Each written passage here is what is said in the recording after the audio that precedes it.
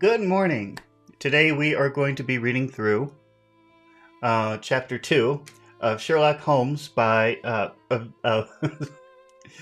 Study in Scarlet by Sherlock Holmes. But we're not just going to be reading the words.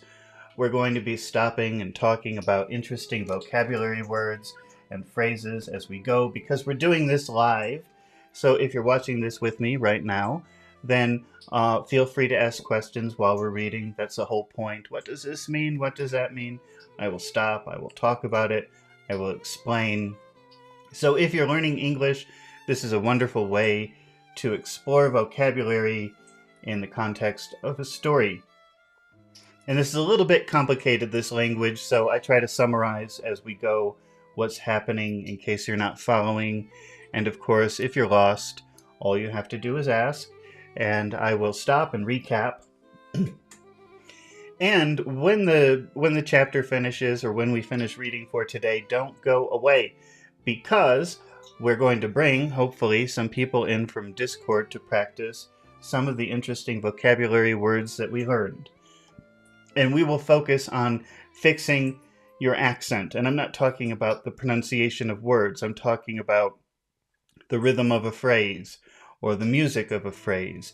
And this is something that's pretty rare to find. So if you really want to improve your accent and you're a perfectionist, then you found the right place, because we're going to work on some pretty unique things later on. If we have some volunteers, I have to see.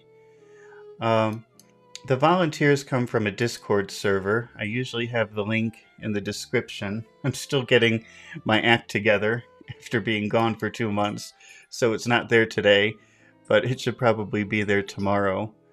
Let me see if I have any volunteers yet.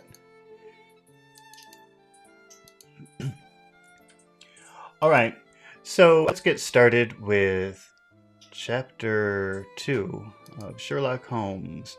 We've got Pachu and Alex, so we've already got our volunteers. The rule is the first two people on the Discord server to say "pick me" once the video starts will be the people who I choose. And we've got our 2 volunteers today. Good morning, Alex and Pachu. Are you ready for Sherlock Holmes Chapter 2, A Study in Scarlet?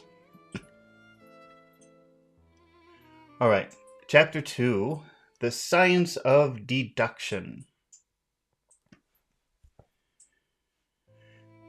We met the next day, as he had arranged, and inspected the rooms at number 221B Baker Street, of which he had spoken. Oh, by the way, I should just explain in Chapter 1, we're going to read the whole Sherlock Holmes series, and we're on Chapter 2. This is the very first story, and in the previous chapter, Watson had just returned from India. He was wounded. This is the 1870s. All those stories that you see of Sherlock Holmes, that's the 1890s. And so this story starts in the 1870s, about 20 years earlier, about 20 years before you know about Sherlock Holmes. They're young, they're students. Dr. Watson was a doctor in the war, or in the fighting in India and Afghanistan. He got injured. He goes to London. He doesn't have a lot of money. He's looking for a roommate. And guess who he finds? Sherlock Holmes. So this Sherlock Holmes must be about 25 here.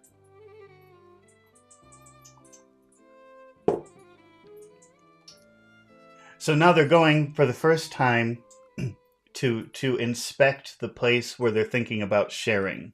They're going to rent a place together, and they're going to look at the place together. We met next day as he arranged and inspected the rooms at number 221B Baker Street, of which he had spoken at our meeting. They consisted of a couple of comfortable bedrooms and a single large, airy sitting room, cheerfully furnished and illuminated by 2 broad windows. So desirable in every way were the apartments, and so moderate did the terms seem, when divided between us, that the bargain was concluded upon the spot. And we at once entered into possession. That very evening I moved my things round from the hotel, and on the following morning Sherlock Holmes followed me with several boxes of portmanteaus. A portmanteau is like a trunk.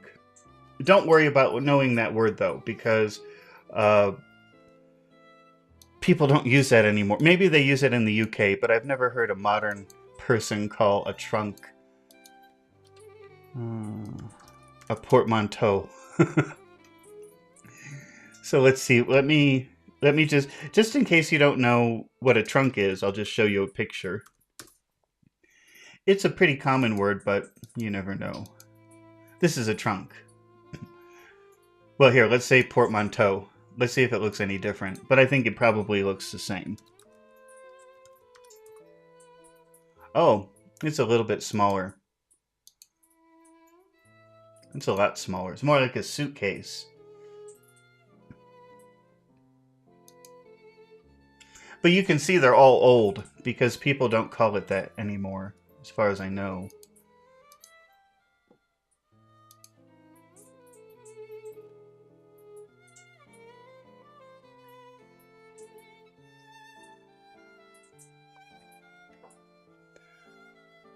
For a day or two, we were busily employed unpacking and laying out our property to the best advantage.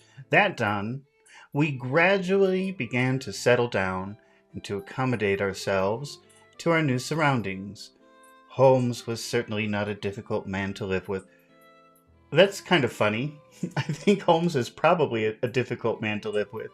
Maybe he's on his best behavior with his new roommate.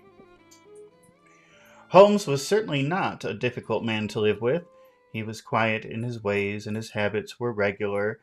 It was rare for him to be up after 10 at night, and he had invariably breakfasted. So here they're using breakfast as a verb. You can do that if you want. You can lunch. You can. Well, there is a word for having dinner, which is dine. But you can change those to verbs if you want. And gone out before I rose in the morning.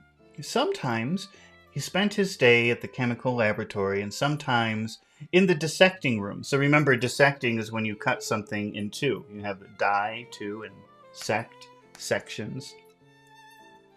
And that's the word that scientists or doctors would use if they're maybe looking at a body of an animal or a person and they want to open up the body to inspect inside to see what's inside. That's called dissecting. So you just don't open up a dead body, you dissect it. Isn't that wonderful? Okay.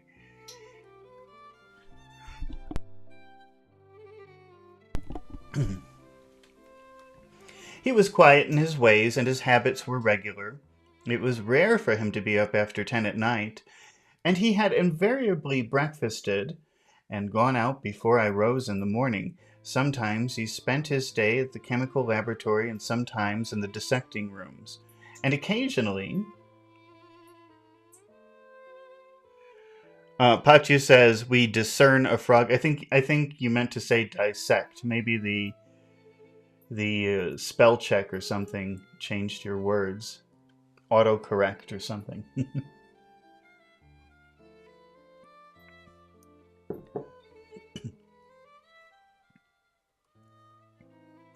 And occasionally, long walks which appeared to take him into the lowest portions of the city. Nothing could exceed his energy when it came, when the working fit was upon him. Okay, now that's interesting. That's an interesting word, and that it's not a fancy word, fit. But I wonder how many of you know that word. That's a.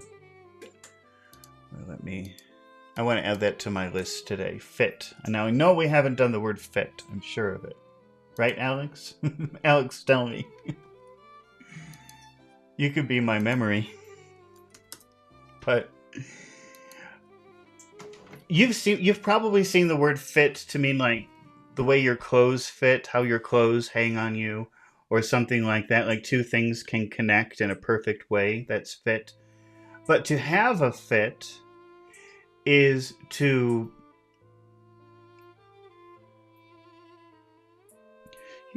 Let's see.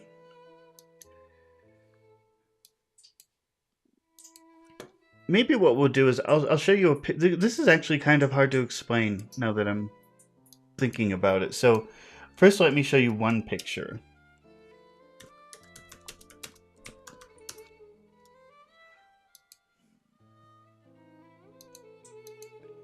All right, when children are very angry, they have a fit. That's a child throwing a fit, screaming and yelling and crying. That's having a fit. So if somebody's angry with you, they're, "You idiot, I hate you." Hey, calm down, don't have a fit. So having a fit is, screaming, jumping around, going crazy. Did you ever, this has happened to me all the time actually, did you ever cough for like 10 minutes? That's a coughing fit. So a fit is kind of like a period of time where there's a lot of chaos. So let me show you how that works in this book. Let me go back to the book. This is a fit. This is not the verb fit, which means that your clothes are the right size.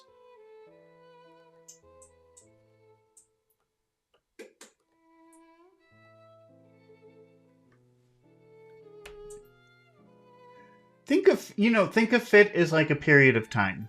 That would be best, I think. To think of it as a period of time, a period of very active time. Because, you can have a fit of depression, you can have a fit of anger, you can have a fit of sorrow. And it kind of means like a period of time where that thing is very, very active. So in this case, I think they were saying sometimes he has working fits, which means suddenly he has to work for a very long period of time.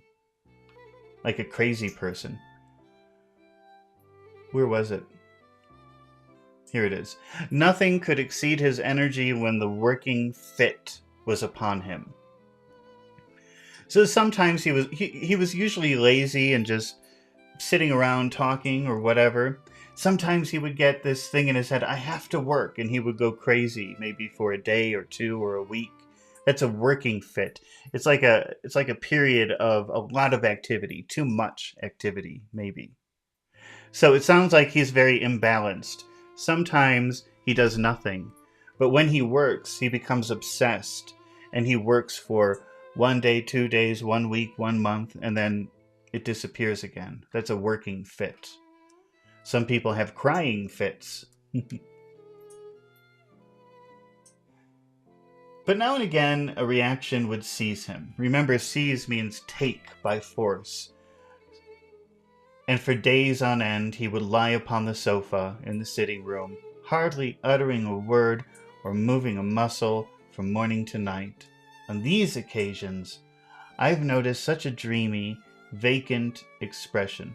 Vacant means empty. Normally, if you look at a person's face, you can see maybe even what they're thinking, or you can see life in their eyes. Vacant means empty. So if you have a vacant expression, there's nothing on your face. No emotion. This is a vacant stare or a vacant expression. Am I happy? Am I sad? What am I thinking? You don't know. There's nothing there. It's empty. That's a vacant expression. A vacant expression in his eyes, that I might have suspected him of being addicted to the use of some narcotic. He is. He's an opium addict. Oops, I shouldn't have told you that. Well, everybody knows that. He's famous. We all know that about him, right?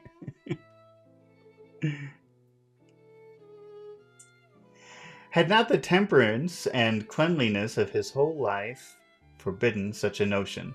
Temperance means like balance, being balanced. Let me make sure. So, Dr. Watson is a doctor, and he's thinking, He's behaving like a drug addict. And then he says, no, Sherlock Holmes can't be a drug addict because he grew up, he's a good guy. He's got work. He's got his life together. He's got some money. There's no way he's a drug addict. That's what he means by his the temperance and cleanliness of his whole life forbidden such a notion. Watson can see he's a very disciplined person. There's no way. He's always studying. He's always working. He's always doing things. He's a normal person. There's no way that he's a drug addict, but he is. As the weeks went by, my interest in him and my curiosity as to his aims in life gradually deepened and increased. His very person and appearance were such as to strike the attention of the most casual observer. In height, he was rather over 6 feet, so that's like 2 meters. And so excessively lean that he seemed to be considerably taller. So lean, we've talked about lean before, I know that, where lean means skinny. Okay, lean actually means no fat. Let's see. So, for example, when people are buying meat, some people don't want fat. See that if you look, the red part is meat and the white part is fat. This is a fatty piece of meat. But if you look at you can't. If you look at the meat in the middle, there's no white, there's no fat, and we will call that lean meat because it means no fat.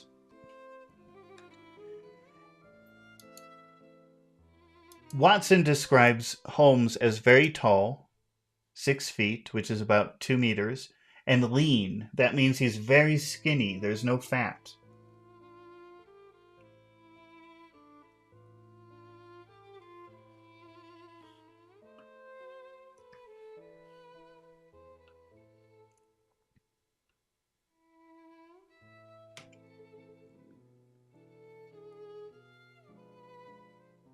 In height, he was rather over 6 feet, and so excessively lean that he seemed to be considerably taller. So he was so skinny, no fat, that even, 6 feet, it made him look even taller.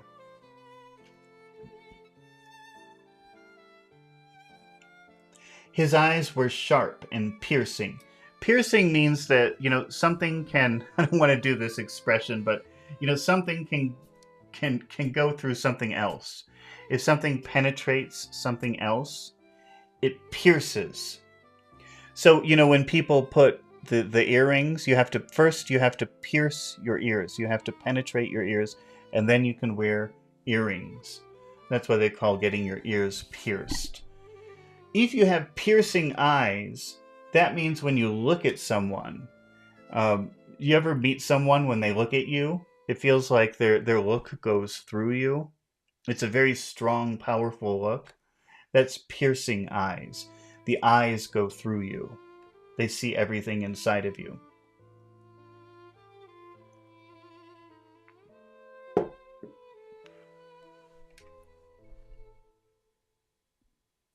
His eyes were sharp and piercing, save during those intervals of torpor. Okay, I'm just going to look up the meaning of that word, but it's not something that you should worry about. I've never heard anybody say that in my life. Torpor.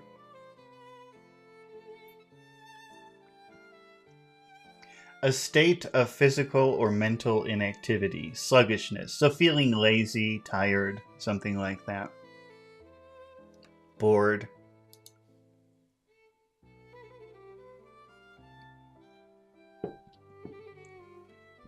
His eyes were sharp and piercing. So usually if you look into his eyes, it feels like he's looking inside of you. But when he's in that state, when he has that vacant stare,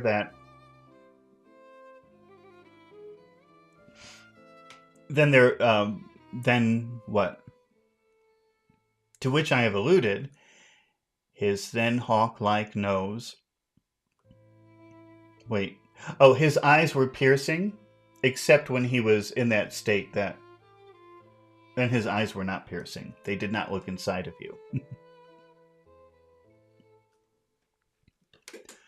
All right. His thin hawk-like nose gave his whole expression an air of alertness and decision. His chin, too, had the prominence and squareness which marked the man of determination. His hands were invariably blotted with ink. We've talked about, I think, the word blot before, or maybe not. We've probably talked about similar words, so I'll just show you what a blot is. A blot is sort of an irregular shape. Blot, blotch, could be a lot of different things. It's this shape. This is a blot or a blotch. So Watson is saying that his hands are blotched with ink. So on his hands you can see ink stains. Ink is what is inside of a pen. So remember, now pens, we know how to use pens. Maybe people don't even use pens anymore. They use their tablets or their computers. But if you look at a 19th century pen, pen. It's more primitive, and you have to take this instrument and dip it in the ink first and then write. So, of course, your hands would have a lot of ink if you always write.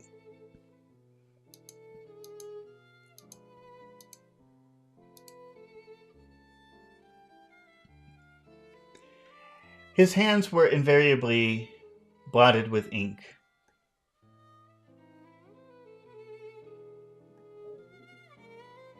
Stained with chemicals, yet he was possessed of an extraordinary delicacy of touch, so he was very gentle, as I frequently had the occasion to observe when I watched him manipulating his fragile philosophical instruments. The reader may set me down as a hopeless busybody. A busybody is a person who asks a lot of questions. You know, sometimes people are very curious about other people, and they ask too many questions. You know, what's your name? Where do you work? Are you married? Do you have kids? That's normal, but like, so what did you do yesterday morning?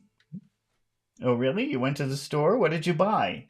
When you start asking for too much information, which probably you may know the word nosy, being nosy, you can call someone a busybody if they're nosy. If they want too much information from you, you say, don't be a busybody.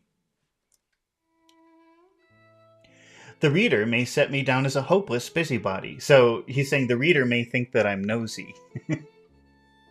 When I confess how much this man stimulated my curiosity, and how often I endeavored to break through the reticence which he showed on all that concerned himself. Before pronouncing judgment, however, be it remembered how objectless my life was. So Watson's a little bit embarrassed that he's talking about Sherlock Holmes so much, because it seems like, why are you so interested in him? It's none of your business what that man does. And Watson's saying, well, come on, I mean, you have to understand how my own circumstances. I'm bored. I can't really do anything because of my injury, so I have nothing else to do. Plus, he's an interesting person. So he's sort of apologizing for saying, I'm sorry for telling you so much about him. It's impolite, but I can't help it.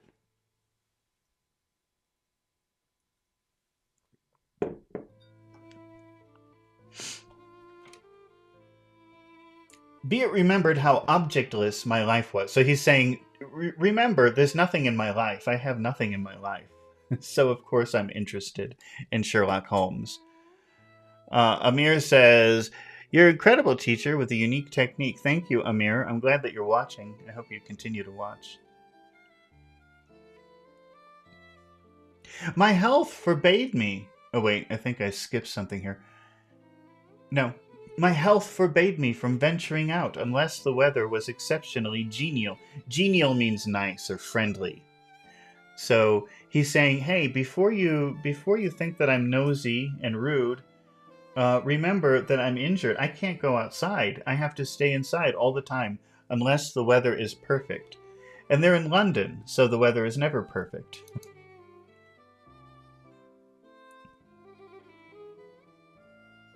And I had no friends who would call upon me and break the monotony. Now, monotony, that's a good word. I know we haven't done that one, so I'm going to put the word... I'm not going to put monotony, I'm going to put monotonous. Monotonous. That's a hard word to say. The way that I pronounce it is monotonous. Monotonous. You could pronounce everything. You could say monotonous, but then you have to pronounce the T. I don't like T's. Now, this is cool because this is a word for boring. You can say monotonous instead of boring. Think about the word tone. You know the word tone. Tone, we talk about tone when we talk about our accents. We talk about high tones and low tones, right? That's a tone. And mono means one. So one tone is it's not la la la la la la la la la. That's interesting and exciting and fun, but that's monotone, and that's boring. It makes you suffer because it's so boring. That's what monotonous means. So to break the monotony means to break the boredom. To, you think about this. This is the 1870s. There's not even a record player. You can't listen to music. You can't watch TV. There's no internet. You're just sitting there in your room. No friends, no family. So, of course, he's interested in Sherlock Holmes. It breaks the monotony. Otherwise, his life is just monotone. One tone, no music. Under these circumstances, I eagerly hailed. Hail here means like celebrate. I eagerly celebrated the little mystery which hung around my companion, and spent much of my time endeavoring to unravel it. We've seen endeavor before, which means try. Unravel. I wonder what kind of pictures we would find with unravel. Unravel is kind of like undo. Actually, unravel would be a good word to practice today. I'm going to put that on my little list. Let's see. Unravel. Oh no, it's the name of a movie, so you just see pictures of some stupid movie. Oh, unraveling sweater. Probably you know the word undo. That's a very common word for computers, and if you're in IT or if you use your computer a lot, then I'm sure you know the word undo. And unravel is kind of like that. When I think of unravel, I think of a sweater. Did you ever have a sweater and then you say, "Oh, what's this?" and you pull it, and then suddenly the whole sweater is suddenly coming apart? That's unraveling. It's like taking something apart. And you use that word a lot when you're talking about mysteries. Unraveling a mystery is solving the mystery. Right? Did that ever happen to you? You pull the string and then, oh no, stop. My sweater is disappearing. That's an unraveling sweater. Okay, so you can unravel a mystery. That's like to solve a mystery. You can unravel a problem. That's like solving a problem. Pachu says, make correct. No. Well, think of this is like the picture I'm showing you is the opposite of making something correct. When you think about unraveling a sweater. Wait. How do I can't move this. Wait, let me see. Oh, there it is. No, didn't you do that? Like, if you have some kind of clothing, and you say, "Oh, what's this?" and you pull it, and then suddenly you're like, "Oh no, it's it's falling apart." Like this guy. Look at this guy. That's not good. If you pull the string, then eventually it becomes this. Unravel just means to take something apart. I mean, this is what I always think of when I think of unraveling. It means to take something apart. Take apart the mystery. If you take apart the mystery, probably you'll solve it. Undo. Yes, it's like undo.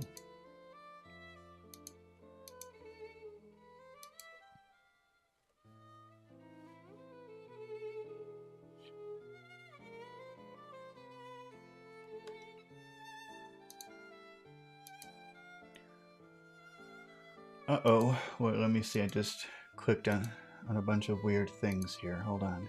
All right. Well, let's go back and see. What was Watson unraveling? I don't remember.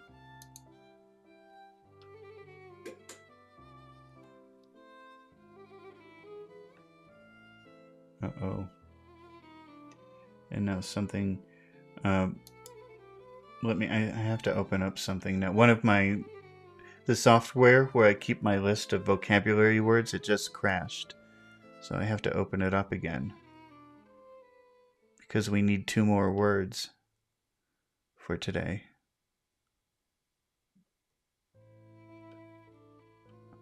Here we go.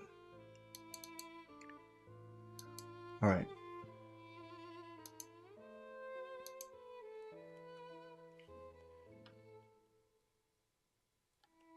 Where was that? We were talking about unravel. My health forbade me from venturing outside. So because I was sick, I couldn't go outside.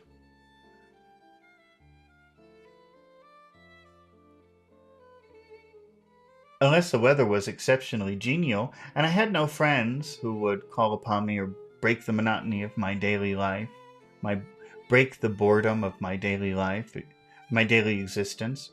Under these circumstances, I eagerly hailed, I eagerly celebrated, enjoyed the little mystery which hung around my companion, and spent much of my time endeavoring to unravel it. So Sherlock Holmes is like a mystery, and Watson wants to sort of take him apart. He wants to unravel him and understand all the different pieces of Sherlock Holmes.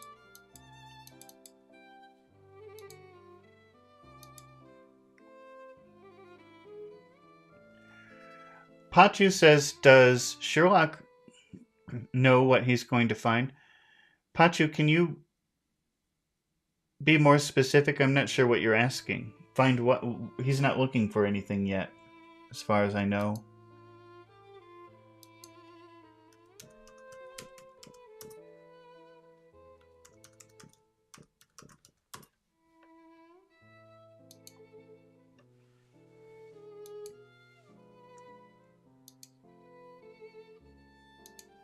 All right.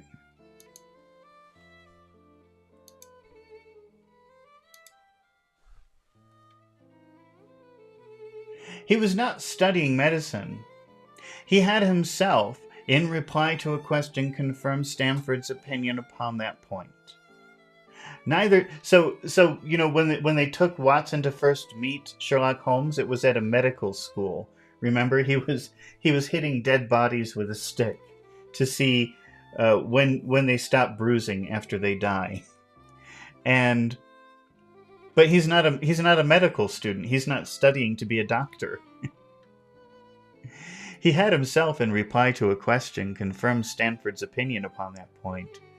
Neither did he appear to pursue any course of reading which might fit him for a degree in science or any other recognized portal which would give him an entrance into the learned world. Pachu says, is Watson or Sherlock the same person? Okay, I'm sorry for assuming that everybody knows who these people are, because it's such a famous story, everybody knows these characters. But Sherlock Holmes is a detective who is a weird person. He solves murders, and he has an assistant, okay? And his assistant is Dr. Watson. So the stories are very famous. There are many of them, and these are from the 1890s. All right? All of those stories, all of the famous Sherlock Holmes stories, those happen in the 1890s. And this is the very first Sherlock Holmes story. And this is the story of how Sherlock Holmes met his assistant, Dr. Watson. In the first chapter, it starts in India. And it's just Dr. Watson. It's the 1870s. So it's 20 years before all of the famous Sherlock Holmes stories. And he's a young doctor. He goes to India, and he's traveling from India to Afghanistan, and he gets hurt very, very badly.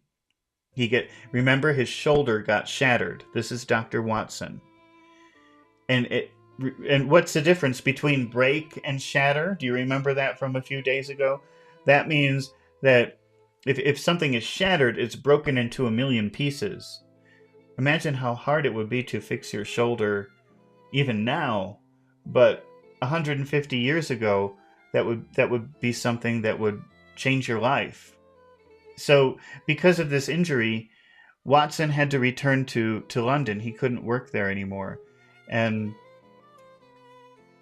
he had 1 year, the government was paying him for 1 year to recover. So he was receiving money, not much, and he was living in London, and he was thinking, wow, I don't have much money. I need a roommate. And so his friend says, oh, I know a person. His name is Sherlock Holmes. You should meet him. Maybe you can share an apartment together.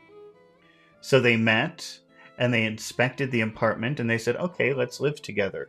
And this is the story of how Sherlock Holmes met his assistant. They became roommates 20 years earlier when they were young, and they became really good friends over those 20 years.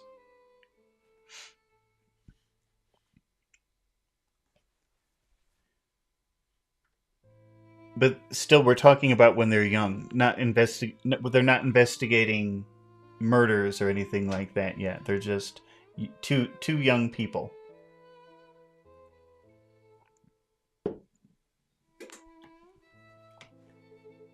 Neither did he pursue to... Oh, wait, we've already done that. Let's keep going. Yet his zeal for certain studies was remarkable. Okay, I remember we did do zeal. Zeal is to have a lot of passion for something, to feel very strongly about something. And so he feels very strongly about certain studies. He's obsessed with certain studies. And within eccentric limits, his knowledge was so extraordinarily ample. If something is ample, it's very sufficient. It's very good. It's more than enough. Actually, ample, that could be our fourth word today. Now I have to find my vocabulary list. So where is it? Oh, here it is. Okay.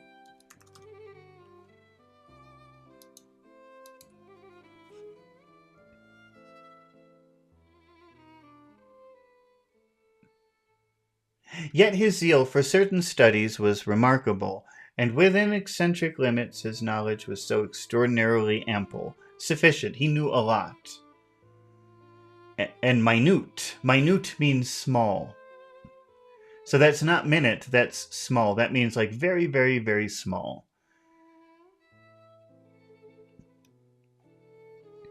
That his observations had fairly astounded me. Surely no man would work so hard or attain such precise information unless he had some definite end in view. So everybody's wondering, this is young Sherlock Holmes. What does he want to do with his life? He doesn't want to be a doctor. He goes to the medical school, but he doesn't want to be a doctor. He knows so much. He could do anything. What is he going to do with all of this information? Where is he going? Why is he studying all of these weird things? Nobody understands what he's doing. Surely no man... I missed it. I scrolled and then I missed it. Where is it? Surely no man would work so hard or attain such precise information unless he had some definite end in view. So he must have a goal. He must want to be something. Otherwise, why is he studying all of these very strange topics? Desultory readers, it's funny because, I think desultory means lazy. Because I think the other day we were looking at that word, and I said, I've never seen that word. What is that word? And then it said lazy, and I said, oh, I'm desultory. Lacking a clear plan, purpose, or enthusiasm. It's not really lazy. It just means maybe unfocused. Unfocused, maybe. I'm still desultory. How about you? Are you desultory?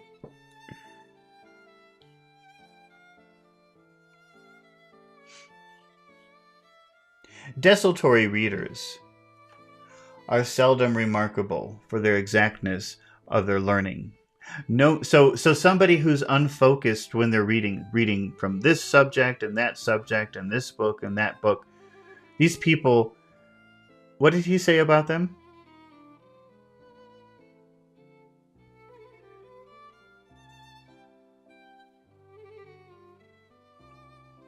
They never know too much about anything, I think is what he's saying. No man burdens his mind with small matters unless he has some very good reason for doing so. His ignorance was as remarkable as his knowledge. Of contemporary literature, philosophy, and politics he appeared to know next to nothing. Upon my quoting Thomas Carlyle, he inquired in the naivest way who he might be and what he had done. My surprise reached a climax, however, when I found incidentally that he was ignorant of the Copernican theory and of the composition of the solar system.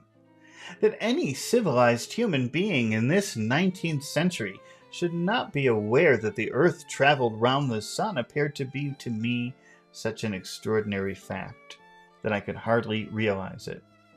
So he knows all of this little weird information, but things that you probably should know, he has no idea. He doesn't care. You appear to be astonished, he said, smiling at my expression of surprise.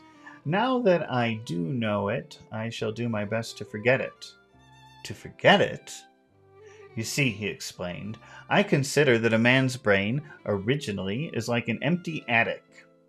Okay, I'm going to show you what an attic is in case you don't know.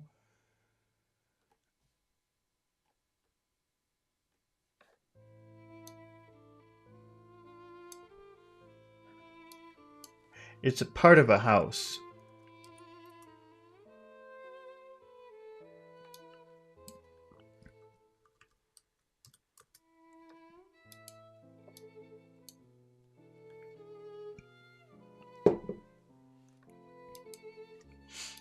A lot of times there's an upper part of a house. This is right under the roof of a house. So you have maybe like one level and then another level, and then you have this level up here, the top of the house, and usually people just keep things, they store things in there. Things that they're not using or things that they only use sometimes. They usually keep those things in the attic. So it's always interesting to go into an old attic and see what's up there. And there's always interesting things up there to find. Because you put things up there and then you forget about them.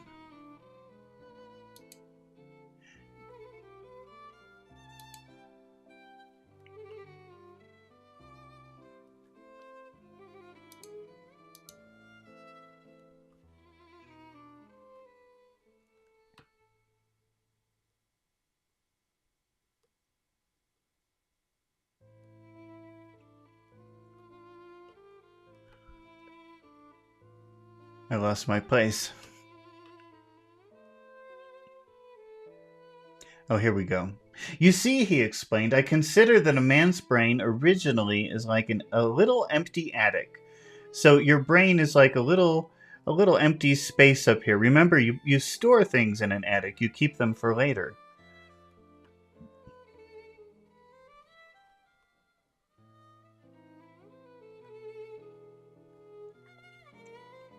And you have to stock it with such furniture as you choose. So, I read a lot of weird things, but this is my attic. This is where I store things. This is where I put everything for later. And so I stock it. That means I put things in it. I put things in it that I choose, that I think will be useful later. A fool takes in all the lumber of every sort that he comes across, so that the knowledge which might be useful to him gets crowded out, or just as jumbled up with a lot of other things, so that he has difficulty in laying his hands upon it. So, now Sherlock is explaining, I don't care about science. I don't care if the earth goes around the sun. I want to forget it. That's valuable space up here. It doesn't matter to me how the sun or how the earth moves.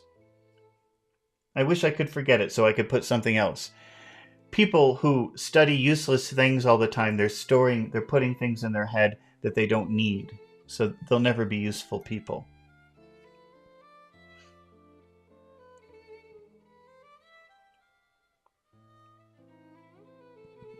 Now the skillful workman is very careful indeed as to what he takes into his brain attic. He will have nothing but the tools which may help him doing his work. But of these he has a large assortment, and all the most perfect order.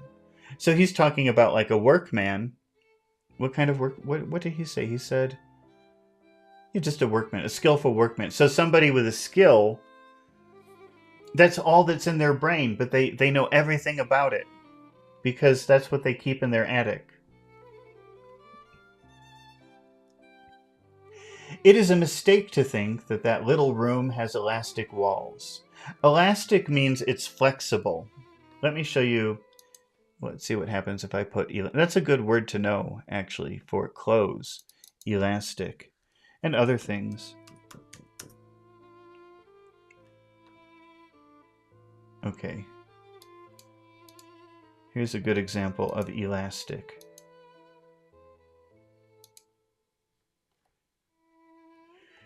See how you can do this? You can stretch it. It's flexible. That's elastic. Anything that you can change the shape of it pretty easily, you can call elastic. It means you can change the shape of it. So Sherlock Holmes is saying it's a mistake to think that your attic is elastic, that it can expand, that it can get bigger. Sherlock thinks it cannot.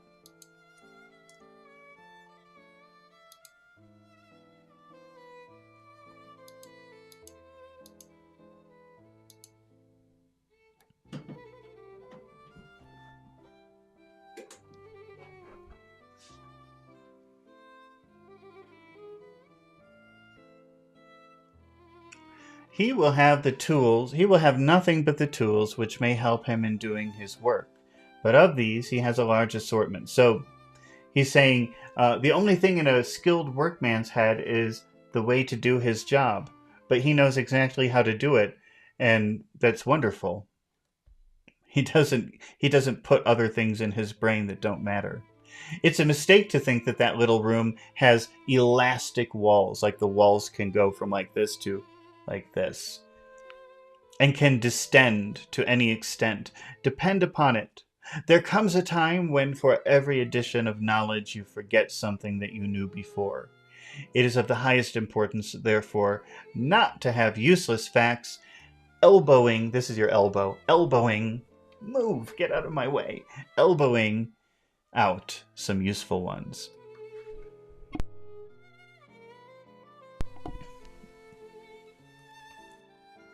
But the solar system, I protested.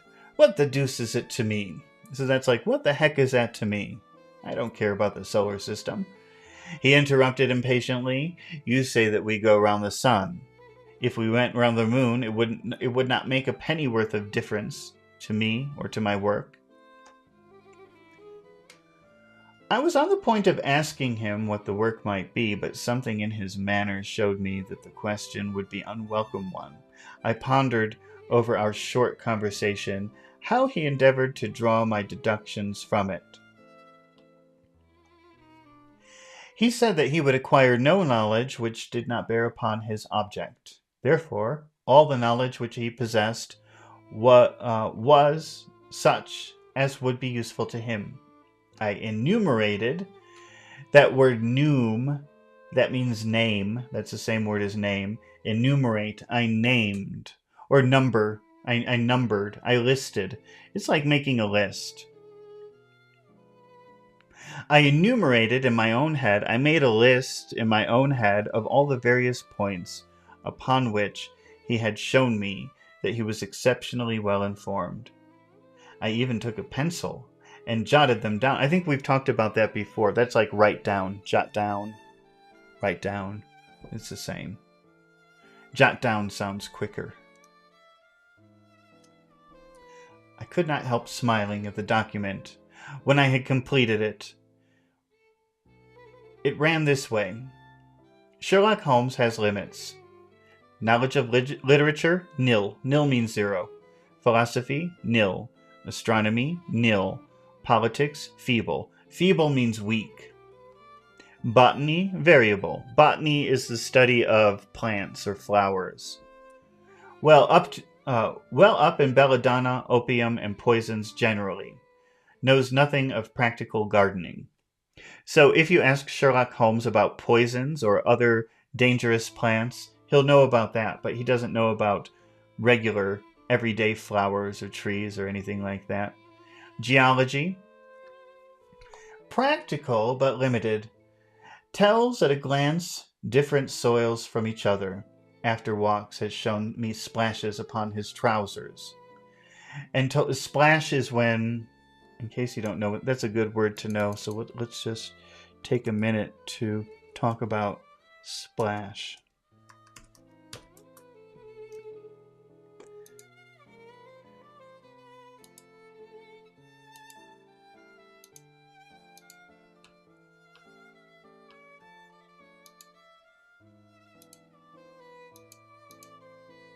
Splash is when something falls in water and then the water goes up. That's a splash. The splash is that explosion of water. So if Sherlock Holmes showed him a splash of water, imagine if we'll say cars, not horses.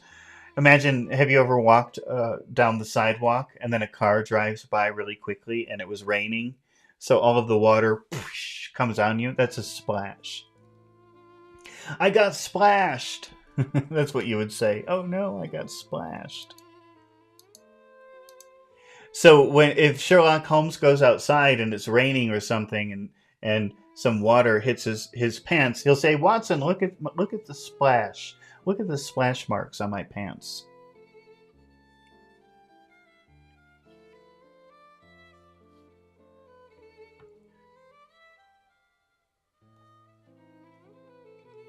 After walks has shown me splashes upon his trousers, and told me by their color and consistence in what part of London he had received them.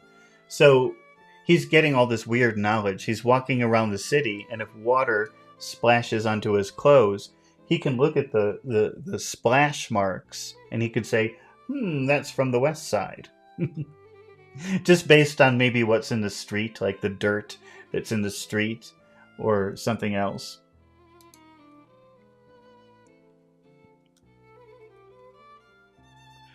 Pachu says No, Pachu, they're explaining that Sherlock Holmes is not interested in normal subjects. So he doesn't know anything about literature. He doesn't care about literature. Maybe other people do. Most people probably enjoy that sort of thing. He doesn't care about philosophy.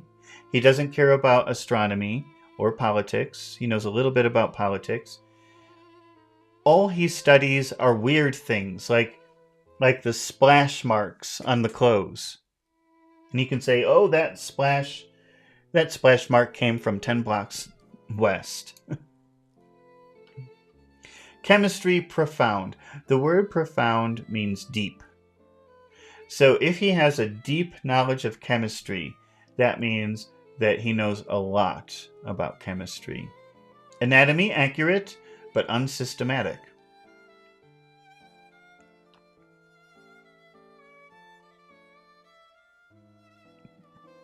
Sensational literature, immense. He appears to know every detail of every horror perpetrated in the century. All right, so let's just take a look at the difference between... What was it, number... Where was literature? I thought literature... Yeah, knowledge of literature, nil. Okay, so number 1, it says knowledge of literature, nil. No, literature, those are books that are well-crafted books. Good stories, wonderful language. It's an art to write a book. So you have literature, but down here, and it says he doesn't know anything about literature. But it's kind of interesting because here we have sensational literature. So what's the difference between literature, which is sort of an art form, and sensational literature? Sensational literature would be... let me see if I can find some pictures.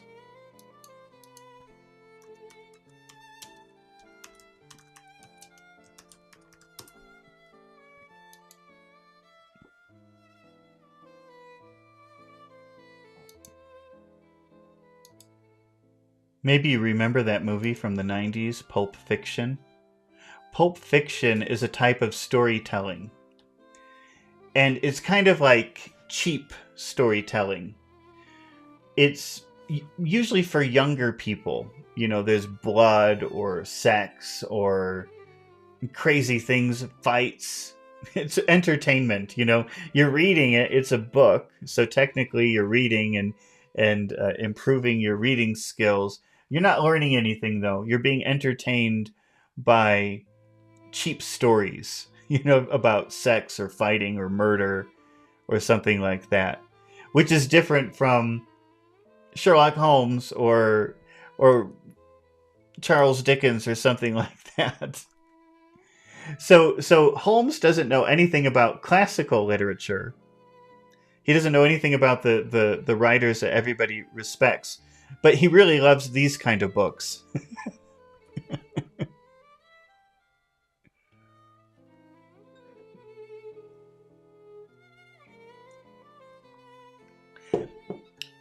Chris Maru says unsystematic could not be functional.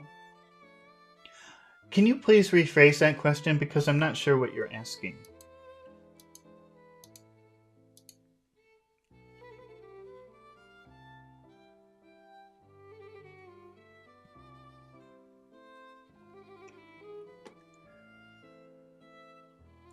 All right, so he loves sensational literature. He knows all the bad stories. He doesn't read the classical stories. He reads all the cheap stories.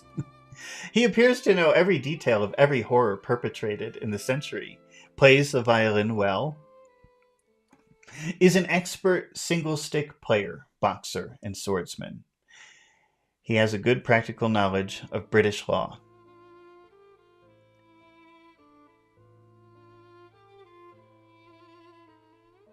Pachu says, why did he dame sound or voice style of main actor in 1940? He dame? Did you spell that correctly? I don't know who that is.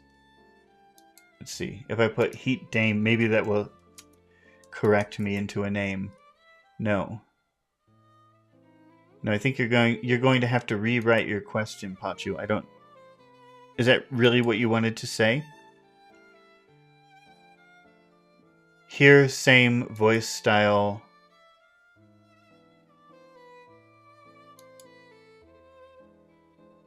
Oh, okay. So Chris Morrow means. First of all, Pachu says here, same voice style. Can you elaborate, Pachu, because I'm not sure what you're saying. And Chris Morrow says, what does unsystematic mean? Well, systematic means. Did you ever take more than one course on something? You know, usually they have like they have a schedule of how they're going to teach you something. Like, well, before you learn about the body, you have to learn about this. There's like a process. Systematic means like process. There's a process for learning something. You can't just go from 1 plus 1 equals 2 to 10 divided by 4 times 6 times 7 times 8.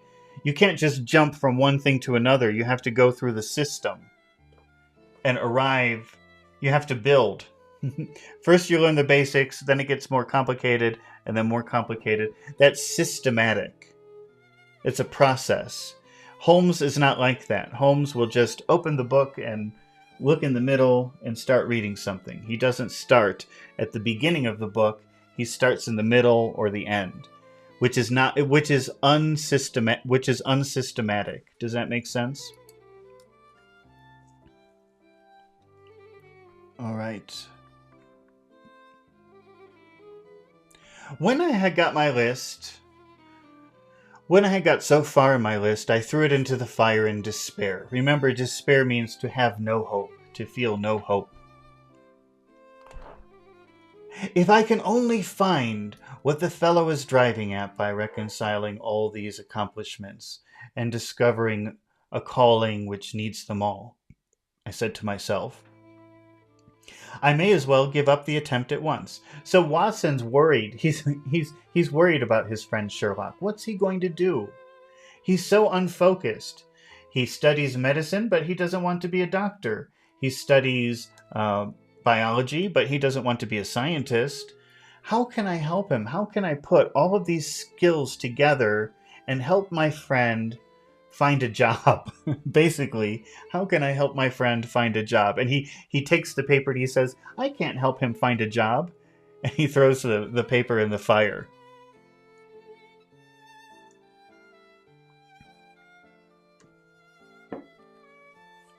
Pachu says, why did I hear same voice style as speaking of main actors from movies from the... I think you mean movies from the 40s. Didn't you say 40s earlier?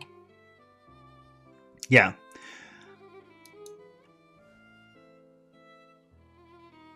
I'm interested in your question, Pachu. I want to ask you more about it, but let's wait until we connect in about 30 minutes, okay? Because I want to know...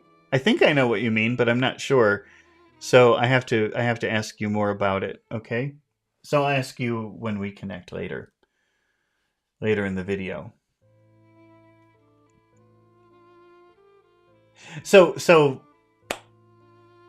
Watson's frustrated. How can I help my friend find work? He knows this, it's impossible. Sherlock Holmes could never get a job. I see that I have alluded above to his powers upon the violin. These were very remarkable, but as eccentric as all of his other accomplishments, that he could play pieces, and difficult pieces, I knew well, because at my request he has played me some of Mendelssohn's Lieder and other favorites. When left to himself, however, he would seldom produce any music, or attempt any recognized air. An air is a type of song, let's say. Leaning back in his armchair of an evening, he would close his eyes and scrape carelessly at the fiddle. Fiddle is another word for violin. Fiddle is kind of an informal word for violin, which was thrown across his knee. Sometimes the chords were sonorous and melancholy. Occasionally they were fantastic and cheerful. Clearly they reflected the thoughts which possessed him. But whether the music aided those thoughts, or whether the playing was simply the result of a whim is just a sudden decision to do something for no reason, or fancy, was more than I could determine. I might have rebelled against these exasperating solos. Exasperating means frustrating. So sometimes Sherlock Holmes' weird violin playing was annoying, and Watson felt like, stop it, but he didn't.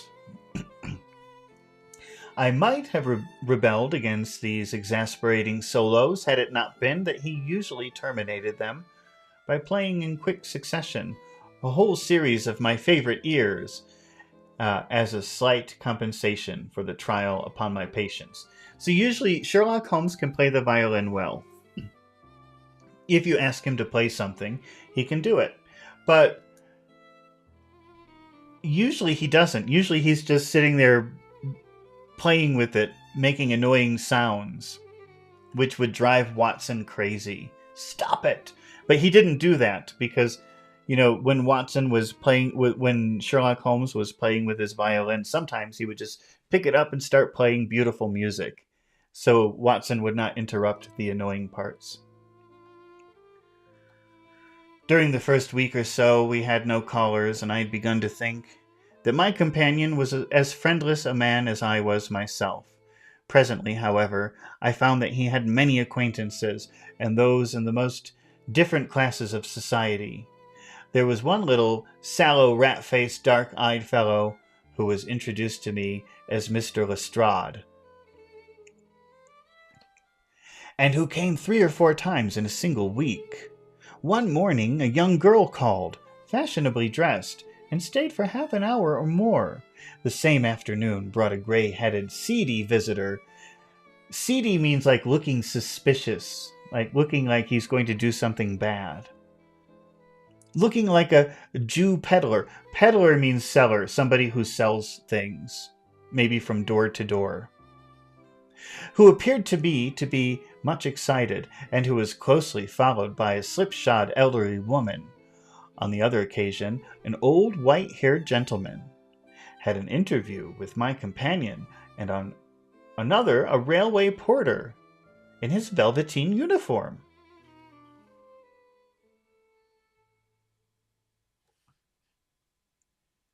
Any of these nondescript individuals put in an appearance. Sherlock Holmes used to beg for the use of the sitting room, and I would retire to my bedroom, and he always apologized to me for putting me to this inconvenience. I have to use this room as a place of business, he said. And these people are my clients. Again, I had an opportunity of asking him a point-blank question. Okay, point-blank, I think we've talked about it before. If you have a gun, pew, pew. Okay. If you're far away, it's difficult to shoot something. But if you're right here, obviously you're going to shoot it. This is point blank, when the gun is right here. And it's a very common expression, even now. This is 150 years ago, but even now, point blank means very direct, very to the point. So, because Watson's wondering, what does he do? How does he make money? And now he has an opportunity to ask point blank, very directly, what do you do? But he didn't. Again, I had the opportunity of asking point blank question, and again my delicacy prevented me from forcing another man to confide in me. He was too shy to ask Sherlock what his occupation was.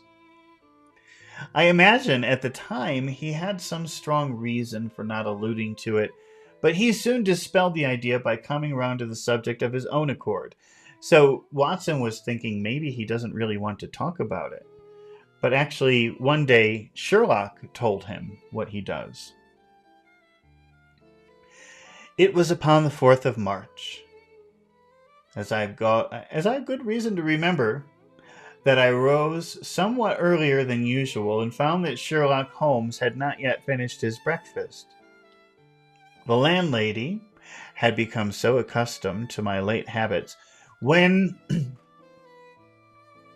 you rent a house or an apartment, the person to whom you pay rent is your landlord.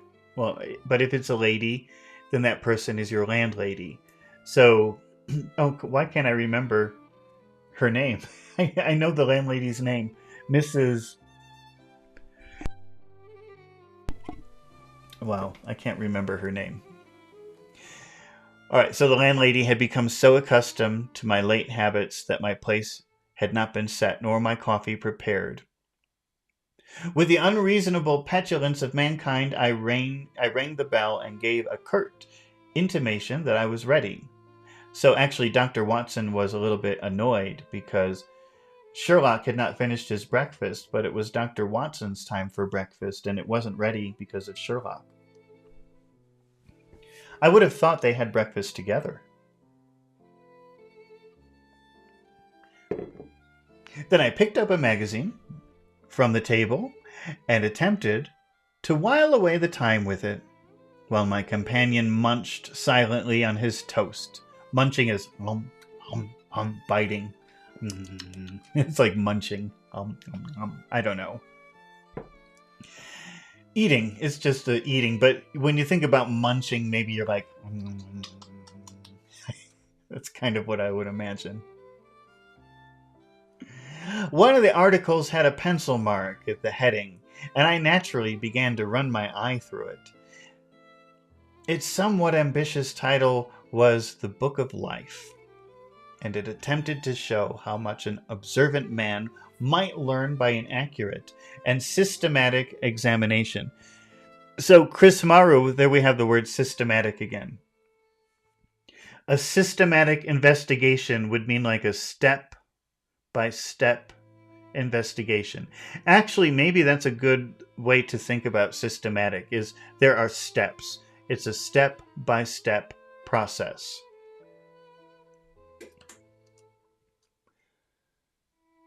It struck me as being a remarkable mixture of shrewdness and of absurdity.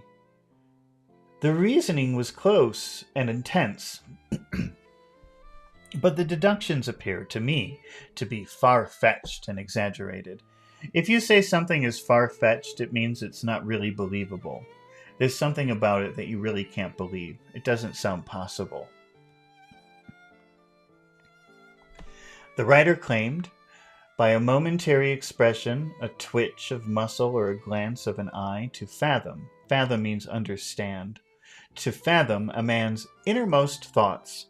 Deceit, according to him, was an impossibility in the case of one trained in observation and analysis. His conclusions were as infallible as so many propositions of Euclid. So startling would be his results appear. Oh, that's a weird sentence. So startling would his results appear to the uninitiated that until they learned the process by which he had arrived at them, they might well consider him as a necromancer. Okay. Well, where do we start with this? Okay, we know that startling is surprising. We've talked about that many times. Startling means surprising. So surprising would his results appear to the uninitiated. Uninitiated means beginners, let's say. That's kind of another way of saying beginners. So somebody who didn't know anything about Sherlock would be so surprised at how he knew things. Like, oh, you were up on the west side of town today. How did you know that? I can see the blot of water on your jacket. That definitely came from the west side today, and it's still wet. So but to a normal person, they would think that Sherlock Holmes is some kind of magician. But Watson was starting to get used to how Sherlock Holmes observed things. So Watson understood how it happened, but normal people, the uninitiated beginners, would never understand that. So if they learned the processes by which he had arrived at them, he might well consider them a necromancer. Necro means dead. And a necromancer is someone who talks to the dead, talks to spirits. They would think that Sherlock Holmes is some kind of magician. From a drop of water, said the writer, a logician could infer the possibility of an Atlantic or a Niagara without having seen or heard of one or the other. So all life is a great chain, the nature of which is known whenever we are shown a single link of it. So, now, Sherlock, the book that Sherlock is reading, I guess, is saying that all life is a chain. And once you know one of the links, let's see. You probably know chain, but I just want to look at the word link for a minute. which is a very common word, at least on the internet. Nahuel de la Fuente says, never mind, it's just spam. I thought it was a comment.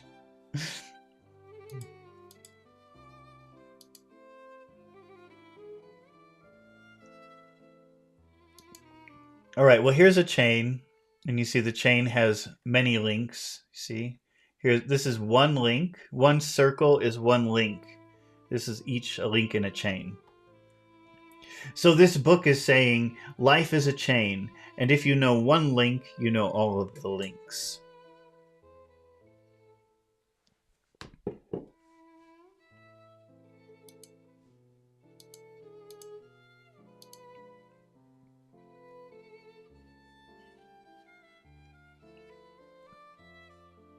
From a drop of water, said the writer, a logician could infer the possibility of an Atlantic or a Niagara without having seen or heard one or the other. So all life is a great chain, the nature of which is known whenever we are shown a single link of it. Like all other arts, the science of deduction and analysis is one which can only be acquired by long and patient study, nor is life long enough to allow any mortal to attain the highest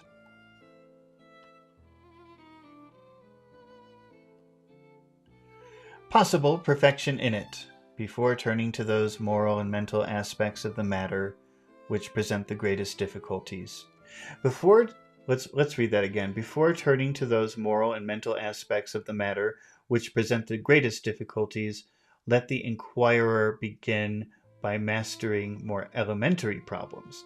So the philosophy of this book is to start with this is a systematic study of, I'm not sure what. I guess it's about life.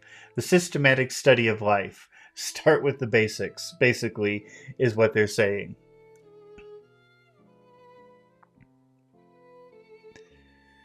Pachu says major line of the book. Pachu, are you thinking about elementary? That's Sherlock Holmes' favorite expression. He always says, elementary, my dear Watson. I think that's what you're referring to, right?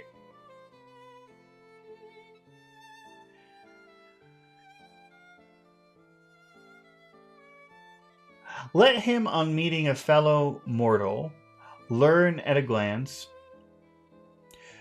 That word mort, which we've talked about before, mort means dead, to die. So somebody who is mortal is someone who can die.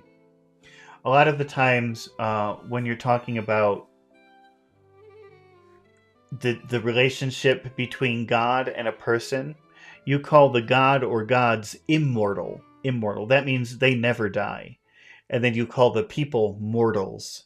So when you say we mortals, that means the other person is a god, or they're so.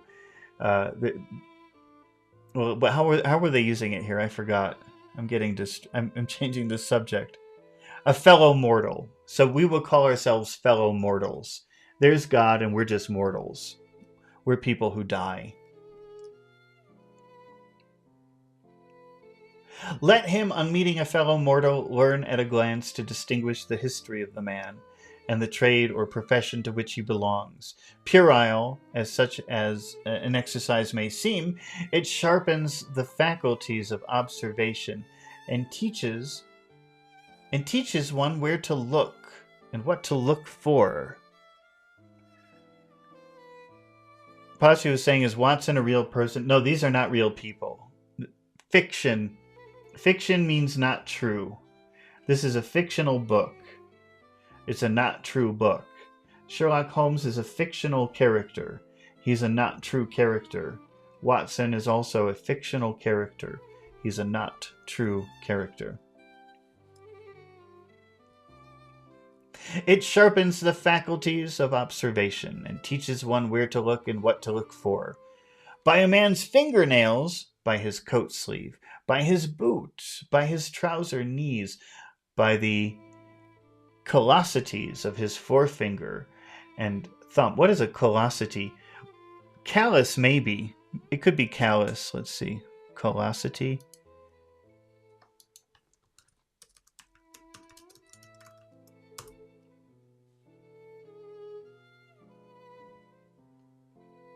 Yeah. It's I'm going to show you a picture of a callus. I know that we've talked about this word before. This is a weird word, callosity. Don't think about using it or trying to use it or trying to memorize it. But the word callus is a word. These are calluses. C-A-L-L-O-U-S. So if you work a lot or walk a lot, you probably would get calluses on your hands or on your feet. Callus. So what they're saying is, if you see a person's hand, and you can tell what they do just by the calluses of their hand, if they have calluses.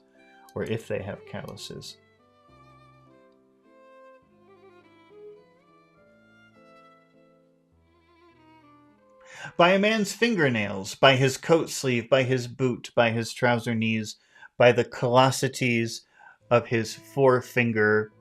So by the calluses of his forefinger. It's weird to call it callosities. And thumb, by his expression, by his shirt cuffs. By each of these things, a man's calling is plainly revealed, that all united should fall to enlighten the competent inquirer in any case is almost inconceivable. Oh, that's a horrible sentence. But let's look at that again. That all united. So if you take all of those things into consideration, the calluses on your hands, the type of shirt you're wearing, what kind of hat you wear, let's see.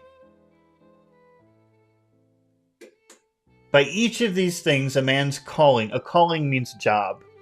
By each of these things, if you look at a man's hands and his clothes and his shoes, by each of these things, you know exactly what kind of job he does. And all of that together should fail to enlighten the competent inquirer in any case is almost inconceivable.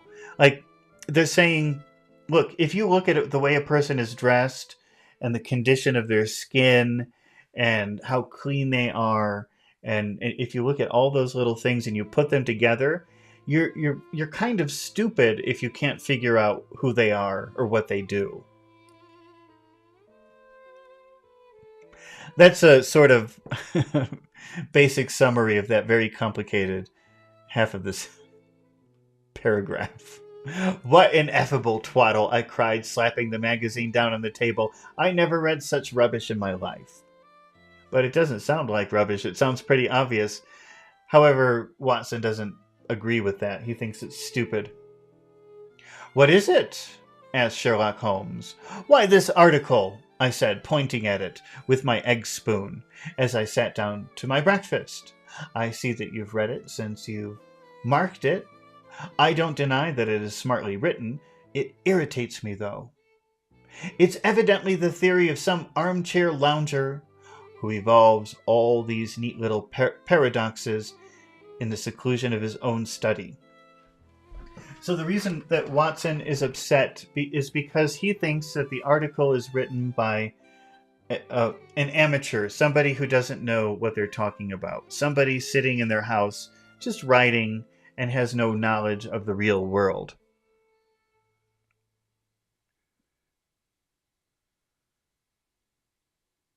Pachu says callus used in the 18th. No, Pachu, callus is it's a common word. It's used to describe a skin condition. It's also used to talk about people who are insensitive. And we've seen it in many different cases, but it's still a very common word. I wonder what you're looking at. Or maybe it's a particular definition of callus that nobody uses anymore. But you'll have to write the rest of what you're reading.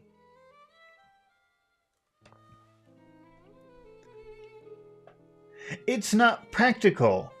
I should like to see him clap down in a third-class carriage on the Underground and ask to give the trades of all his fellow travelers. I would lay 1,000 to 1 against him. Google. Oh, I don't understand your message, Pachu. Sorry. You would lose your money, Sherlock Holmes remarked calmly. As for the article, I wrote it myself. So Watson is sitting at the breakfast table. He's reading a magazine. Oh, this article is so stupid. The person who wrote this is an idiot. And then Sherlock Holmes says, what's wrong? Why don't you like you look angry. And Watson says, look at that article. It's stupid. And Sherlock says, I wrote it. You? Yes. I have a turn of both for observation and for deduction.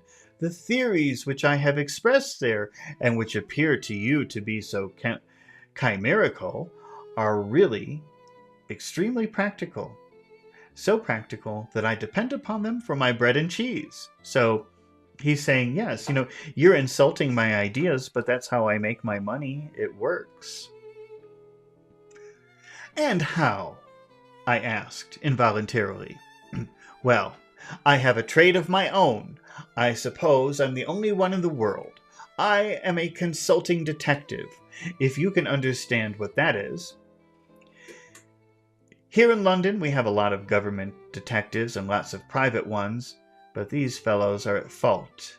They come to me, and I manage to put them on the right scent. So Sherlock Holmes is saying, I'm not a detective. I'm not a private detective. I'm not like the police. When the police and the private detectives don't know what to do, they come to me. So he's like the detective for the detectives.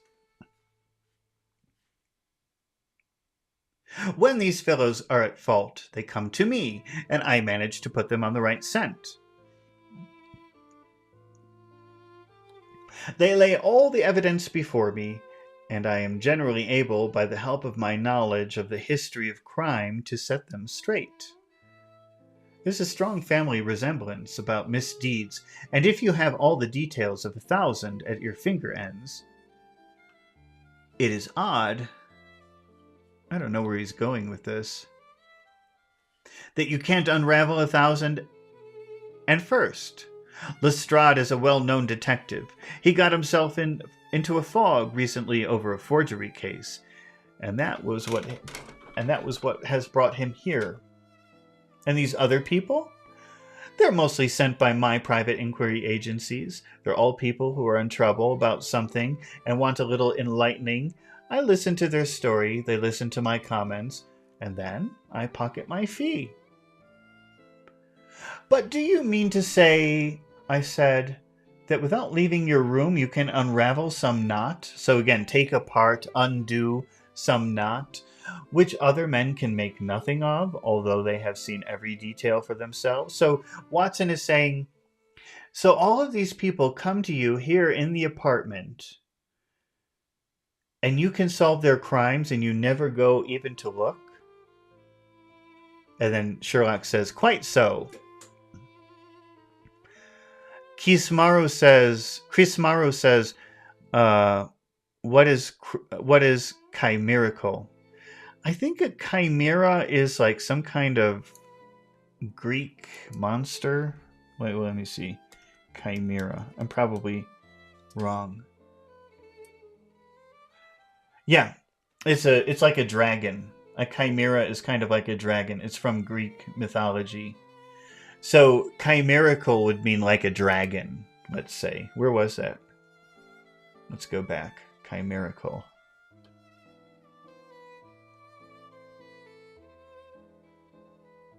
Can we find it?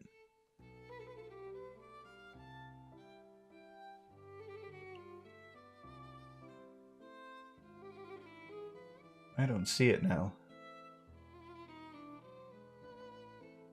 Oh well. A chimera is kind of like a dragon, so let's say chimerical, which you would never ever use in regular English. Could mean like a dragon, but I don't remember what they were referring to.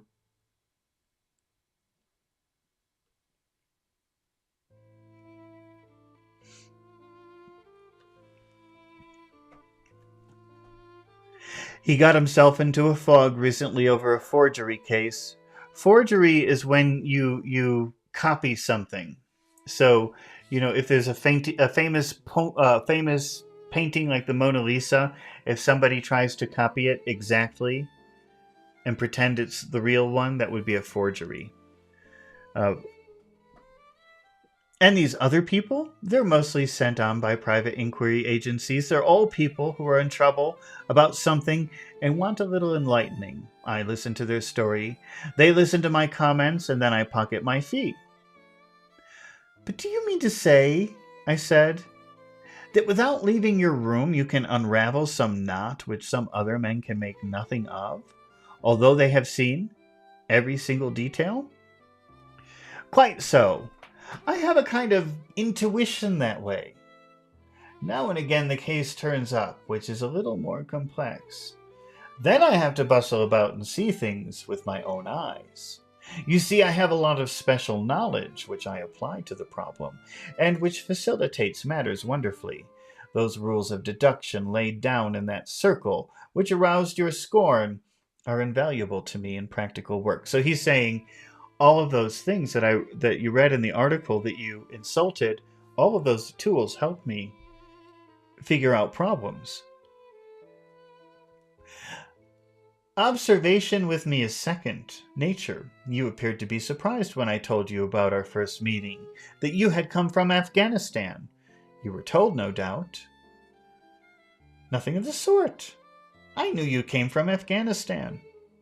From long habit, the train of thoughts ran so swiftly through my mind that I arrived at the conclusion without being conscious of intermediate steps. There were such steps, however.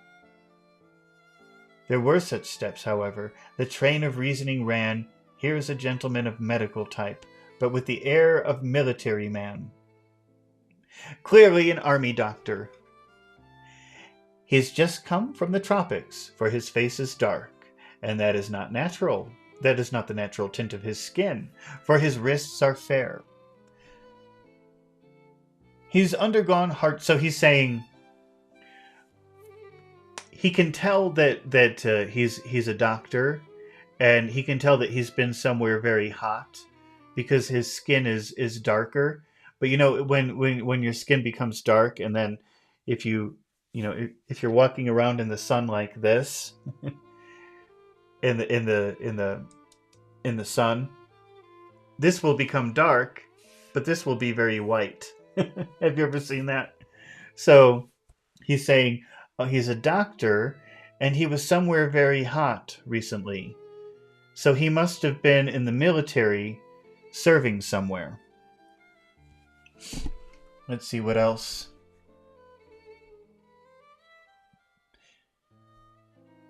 He's just come from the tropics, for his face is dark, and that is not the natural tint of his skin. And his wrists are fair. They're very white, light. He has undergone hardship and sickness. Hardship means difficult time. So he's gone through a difficult time and sickness. As his haggard face says clearly, haggard means tired looking very tired. His left arm has been injured. He holds it in a stiff and unnatural manner. Where in the tropics could an English army doctor have seen such hardship and got his arm wounded? Clearly, Afghanistan. Is Afghanistan in the tropics? I didn't know that. When I think of Afghanistan, I always think it's very cold there.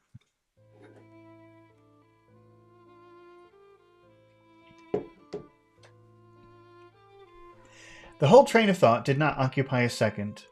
I then remarked that you came from Afghanistan, and you were astonished. It is simple enough as you explain it, I said. You remind me of Edgar Allan Poe's Dupin. I had no idea what such individuals exist outside of stories. I don't know who that is. I don't know who Dupin is. Maybe a detective? Sherlock Holmes rose and lit his pipe. No doubt you think that you are complimenting me in comparing me to Dupin. He observed, now, in my opinion, Dupin was a very inferior fellow. That trick of his of breaking in on his friends. I don't know what they're talking about here. Thoughts with an apropos remark after a quarter of an hour's silence is really very showy and superficial. He had some analytical genius, no doubt. Okay, we have to look. I guess that I didn't know this, but maybe Edgar Allan Poe may had a detective story. Edgar Allan Poe.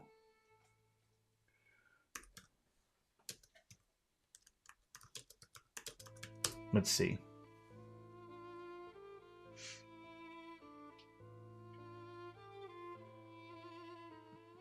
Yeah. So Auguste Dupin, he must be French, is considered the first modern detective in literature. That's from 1841. So Sherlock Holmes is insulting this famous detective that everybody knows about at the time.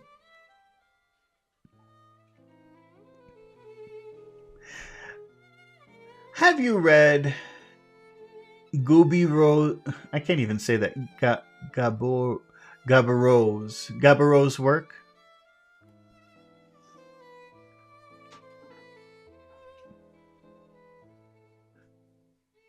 I have no idea who that is. Gaboriau. Let's say like that. Does Lecoq come up to your idea of a detective? I don't know who any of these people are. Sherlock Holmes sniffed sardonically. Lecoq was a miserable bungler, he said, in an angry voice. He had only one thing to recommend him, and that was his energy. That book made me positively ill. The question was how to identify an unknown prisoner. I could have done it in 24 hours. Lecoq took 6 months or so. It might be made a textbook for detectives to teach them what to avoid. I felt rather indignant. We've had that word many times. Indignant is you're angry because somebody offends you. Somebody offends you, and that makes you angry. I felt rather indignant at having two characters whom I had admired treated in this cavalier style. I walked over to the window and stood looking out into the busy street. This fellow may be very clever, I said to myself, but he's certainly very conceited. Watson, so I guess what Sherlock Holmes is doing is mentioning very famous fictional characters of the time. So you have Dupin and Lecoq. I don't know who these people are, but apparently they're very famous, and Watson likes them. So he's feeling angry, thinking, well, you think you're better than them? Everybody admires these characters that were created. You're not better than them. Who do you think you are? That's what conceited means. Conceited means when you think a lot about yourself. You think you're the best. You think you're the most wonderful person. So Watson is starting to think that Sherlock Holmes is a very conceited person. There are no crimes and no criminals in these days, he said querulously. To quarrel means to fight. So he was being very argumentative with Watson. What is the use of having brains in our profession? I know well that I have it in me to make my name famous. No man lives or has ever lived who has brought the same amount of study and of natural talent to the detection of crime which I have done. And what is the result? There's no crime to detect, or at most, some bungling villainy with a motive so transparent that even Scotland Yard official could see through it.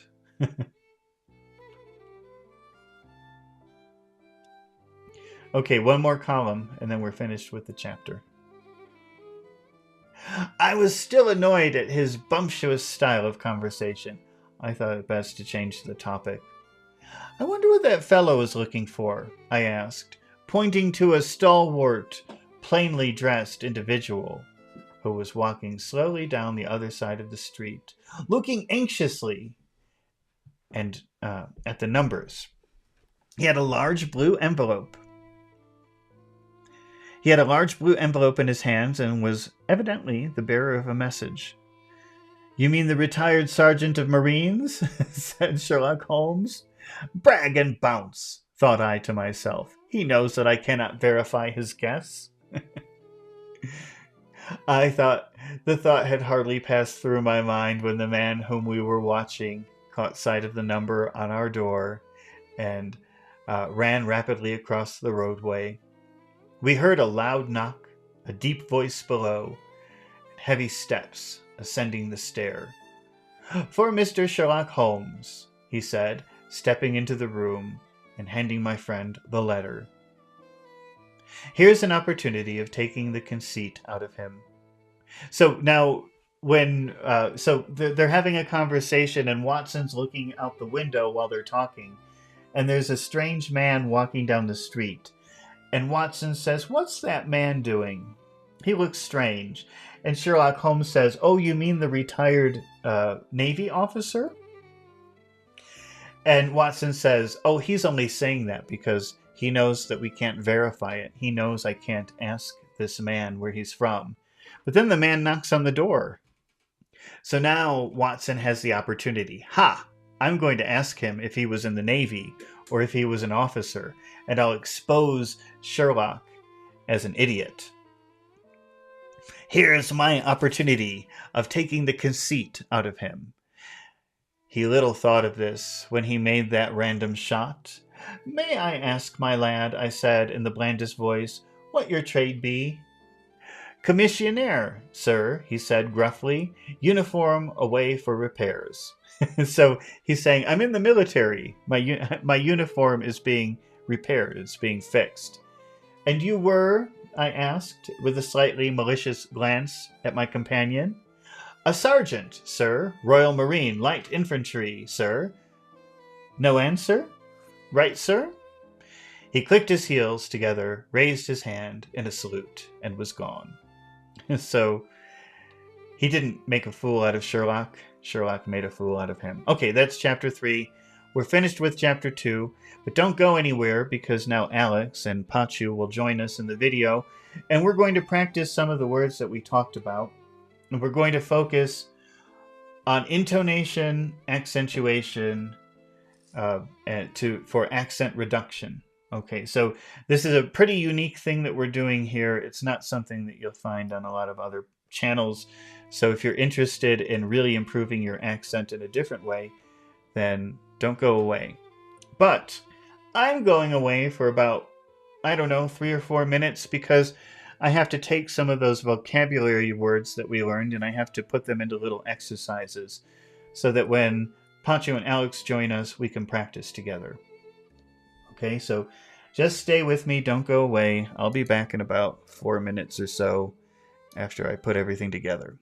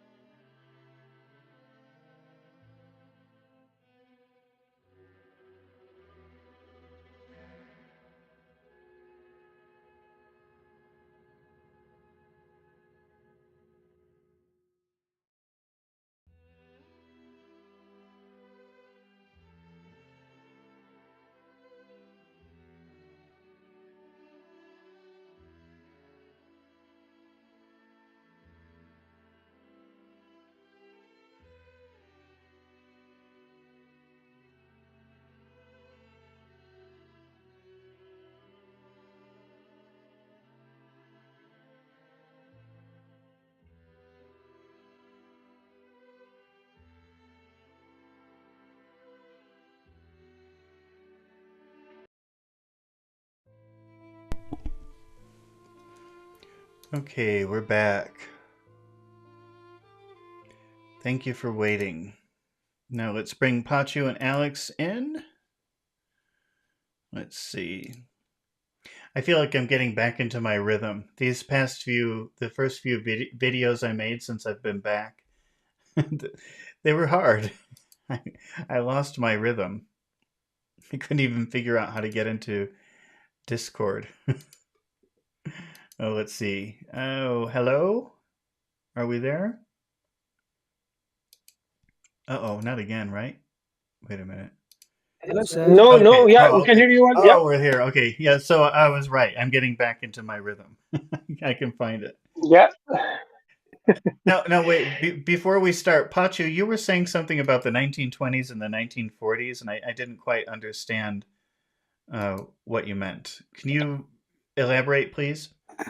Yes, sir. Yeah, just I watched a few films from 1940s. You have already done in your YouTube, and it was related with crime. So the major actor was spoken in the same voice of style. Voice was very good, but does all the actors speak in the same way from 1940s or Oh, around? well, you're saying that I did a video with the 1940s? Yes, the I think Yellowstone. I think I did like a horror film. I did a horror film from the Yeah, 19 yes, and yeah. okay, and you're saying Yeah, same voice. the same voice as who? Yes. No, but the same voice as what? I don't You're saying same voice, but you're comparing. So you're comparing that movie to who? Who are you comparing that movie to? Yeah, this is another movies from 1940s. I just watched this morning, but Mhm. the voice of the actor or the style of the speaking was thick. The voice is thick Uh-huh. because yeah, No, the but voice is thick. I don't think that these days people speak with such a thick voice, or the voice is amazing. It, I don't think that people use that voice. but you're saying same voice when you say, Yes, why are you saying voice like the I don't understand. Who are you comparing? When you say same, you must be comparing it to yeah, something. I don't know what you're comparing it to. yeah. The main character Uh, of the movies. right? Yeah, main character of the movies. Oh, The when yeah. so you're saying when you see a movie from the 1950s or 1960s, everyone sounds the same? Yes, Oh no, no, you're yes, right about that. You're very right about that. yes, If you watch yeah, if you watch movies probably between I don't know 1930 and probably up to the 60s, yes. they had a certain style that they did, but I don't know why. They just did. I can't tell you why. Yeah. No, but you're Yes, right. You're yes, right. Like if you watch something from the 30s to the 60s, it seems like maybe there was a maybe everyone went to the same acting school. I don't know. yeah. It could be. Yes, yeah. Okay, got it. Yeah. Okay, that's probably what it Yes. is. Okay. So, we've got how are you doing, Alex? Are you doing well? Haven't heard from you in a long time. Yeah, Uh-huh. yeah, I'm okay. I'm okay. Thanks. Yourself. Did you Good. How is the weather over there? Yeah. Well, it rained every day, but I think that's good. That was a good thing. Even though it wasn't good for walking around, it was good that it was raining Mm-hmm. after everything that happened. Okay, let's see here. Oh, I'm doing things a little bit differently. I'm still getting used to it. And what if we say, okay, let's start with fit of laughter. Alex, have you seen the word fit before? With this meaning, no. But I know fit means you're fit. You be fit means you're in a good health, or fit means a fitting room or something like that. Yeah. But the way you Mhm. described it this morning, like No, was completely new to me. it happens all the time, and you can use that like when you go to the doctor, uh, and Hmm. and the doctor says, "What's wrong? Why are you here?" And you might say, "Well, I keep having coughing fits," and that would be like long periods of coughing, like maybe like a 10-minute period of coughing, and you can't stop. It's like a long period of something that happens. Oh, well, okay, Today was the first. go ahead. What? Today was the first day I heard this expression. Have you seen that before, Pachu? To have like a coughing fit or a laughing fit or a crying fit. It's like a sudden explosion that lasts for, I don't know, 5, 10 minutes. It depends on the context because Yeah. working fit for Sherlock Holmes, maybe that could be like 1 day, 2 days, 3 days. Probably a coughing fit or a crying fit would be like 5 minutes. It depends. Have you seen that, Yeah, Pachu? yeah. It generally, yeah, yes. I think the older people have such type of Hmm. cough 4 or 5 minutes. Yeah, so if you're. Okay, the sick person actually, the old Mhm. sick person. And if you're explaining it to a doctor, you probably would Yes, use that word. Oh, I keep having these coughing fits. I don't know what's wrong with me. So it's pretty common. So, Pachi, what is a laughing fit?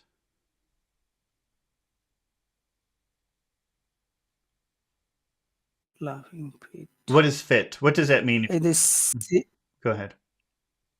uh okay. So fit is coughing.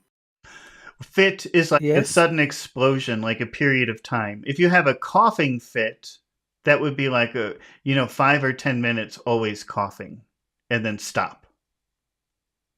If you have a laughing fit, that would be like 5 or 10 minutes of laughing and then suddenly stop.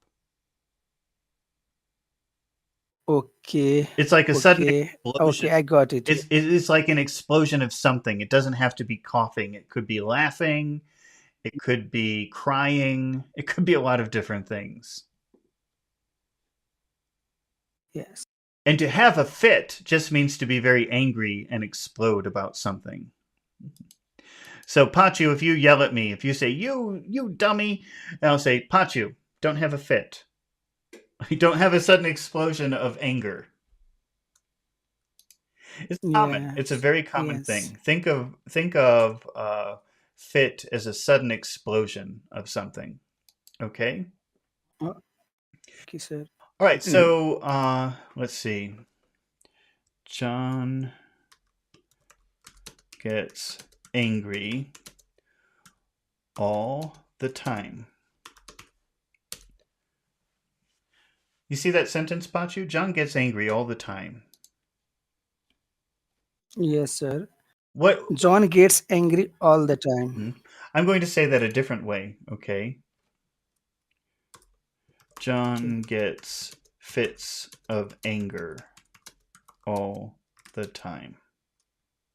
All the time.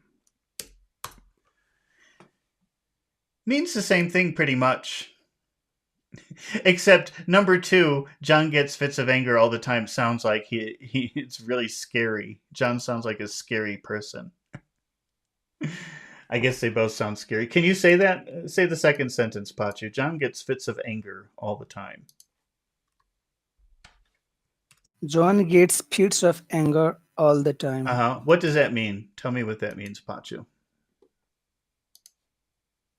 So John uh, remain anger for 5-10 minutes. Mm-hmm. Yeah, But then it's gone. It's not there, then it appears and then like, stop. yeah, it's like it's not there, and then it appears like an explosion, and then it's gone. Do you understand? Yes, gone. Okay. Yeah, gone. Yes, yes. Yeah. Okay. Can you read that, Alex? John? John gets fits of anger all the time. All right. What are the big words in that sentence? What are the important words? The words that matter the most in that sentence, Alex? Gets fits anger at time. Okay. Gets fits. Let's see. John gets fits. Get John fits. gets fits.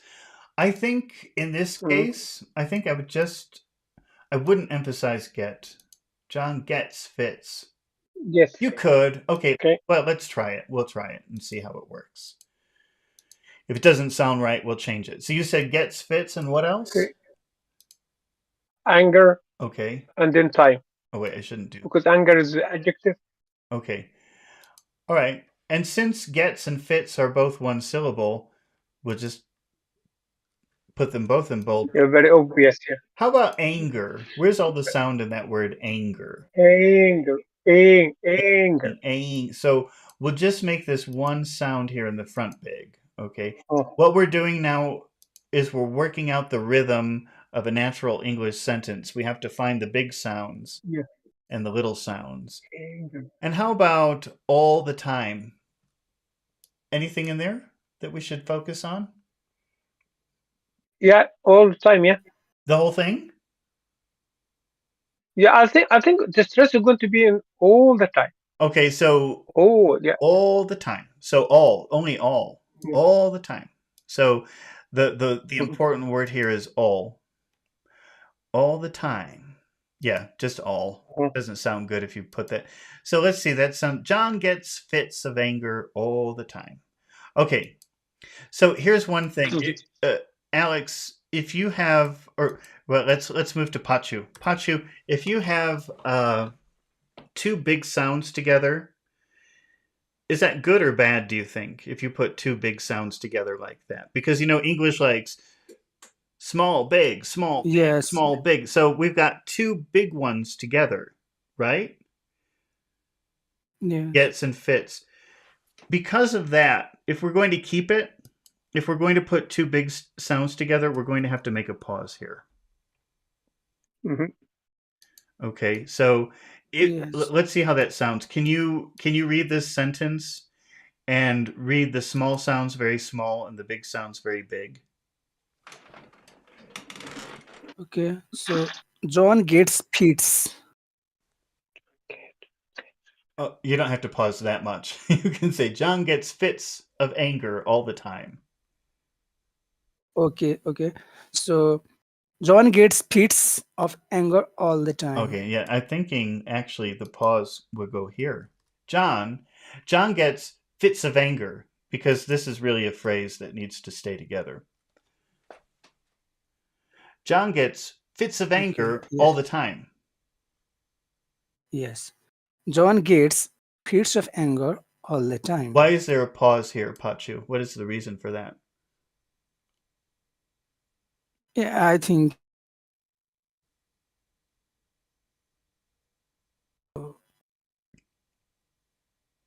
yeah. It's We mentioned that yesterday. what was that, Yeah, the Alex? chunk. Yeah, Yes. you mentioned that yesterday. Uh-huh. What is the reason? The reason because you have Yeah, two high or two stress words close to second to each other. That's why you have to put a pause between the. Yeah, because English likes little, big, little, big, little, big. But if you have big, big, that's not such an ideal thing. So let's put a pause here. John gets fits of anger all the time. Can you say that, Alex? Okay. John gets fits of anger all the time. Okay. Should we add some music, Pachu? What kind of music would we Yes, get? sir. So John gets Mm-hmm. John gets fits of anger all the time. Is a high. John gets John fits of gets. anger. John gets fits of anger. John gets fits of anger all the time. John gets. Okay. So is get high or low? We're going to add some John gets is a higher. high. Okay. How about fits? John gets High. fits of anger.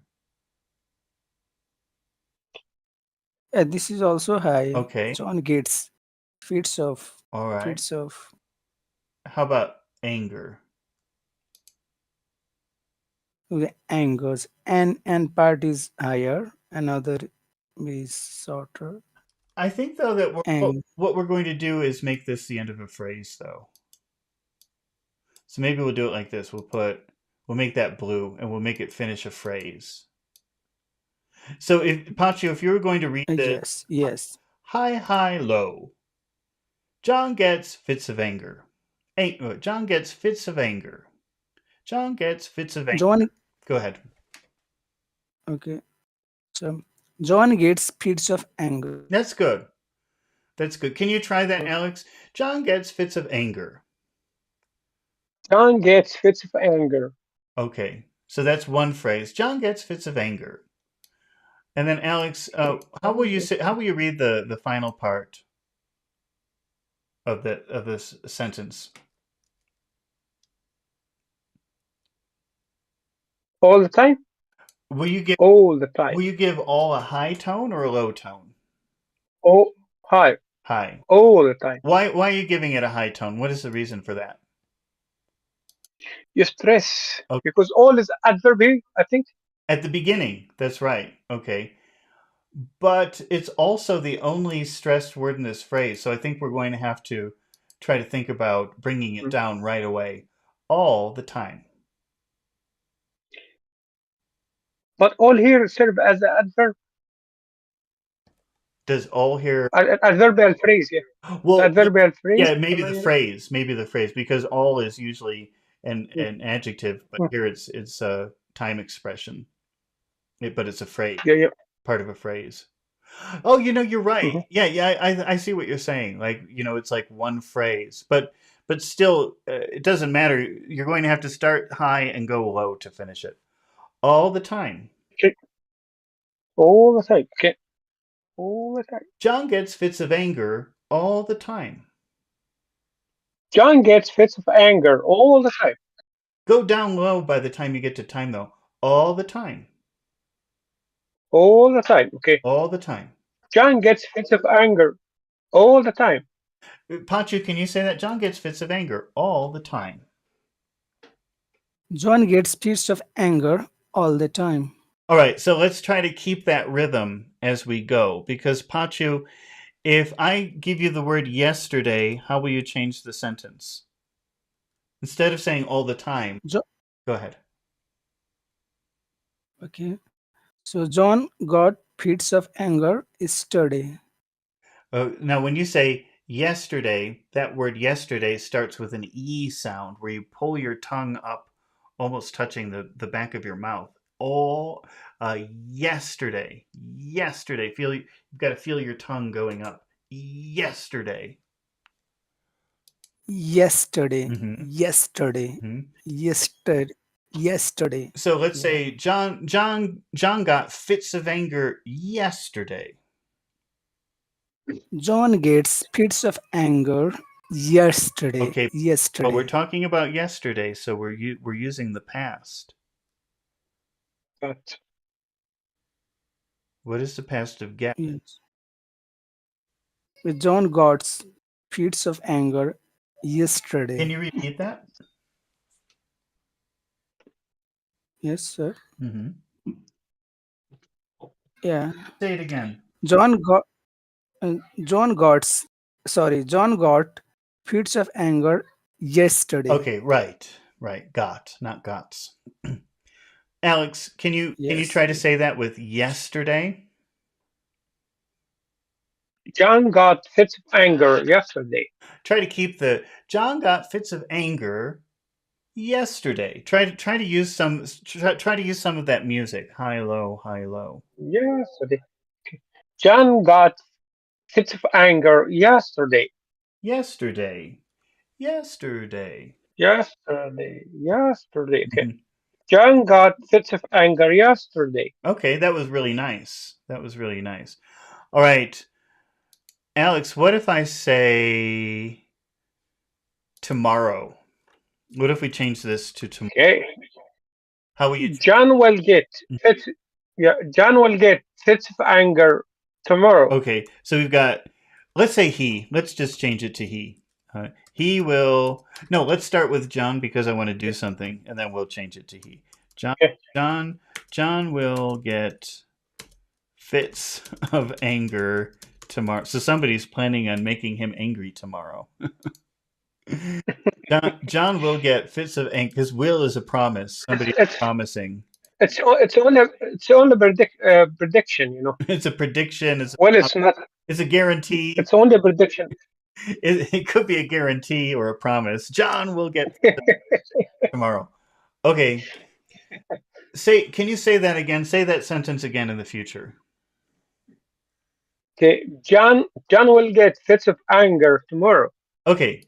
Now, this is something that you should never write, okay? But when people are talking, they will make a contraction with proper names like this. So when somebody is talking, they probably wouldn't say John will get. John, They'll say Janelle, Janelle, John, Janelle, John'll Janelle. get. So John'll Janelle, yeah. John will get. Say the whole thing, but use John will get. John will get fits of anger tomorrow. That's right. Pancho, can you try that? John will get. John will get fits of anger tomorrow. Okay. John will get fits of anger tomorrow. Try to use a little music, Pachu. John will get fits of anger tomorrow. Yeah, I think I heard you make a mistake. Can you try to say that again without the mistake? Yes.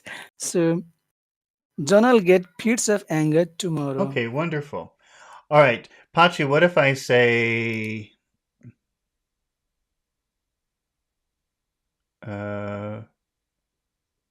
since last week?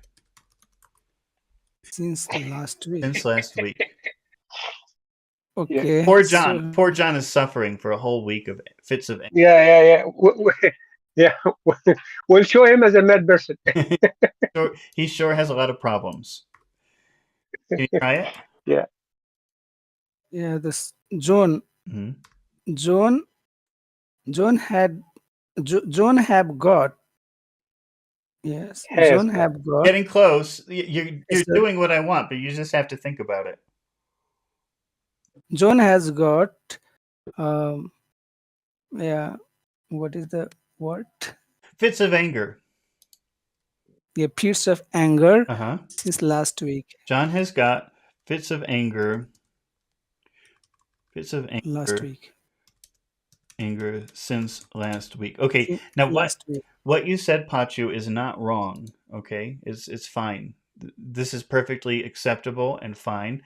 But this is really more UK English, the way that you have it, and it sounds weird to me. So I'm going to change it to North American English and say John has gotten. Okay, but the way that you did it was fine. Yes. It's perfectly fine and acceptable to do it that way. All right. But I just don't like the way it sounds. Yes, you got an yes. All right. Yes. Can you say that whole Yes. sentence again, please?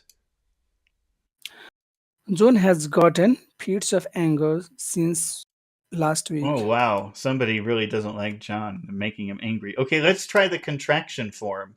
How would you say it like this, Pachu? John's gotten. John's gotten fits of anger since last week. Okay, then we'll just change it to he, right? Just use he. Can you say that? Yeah.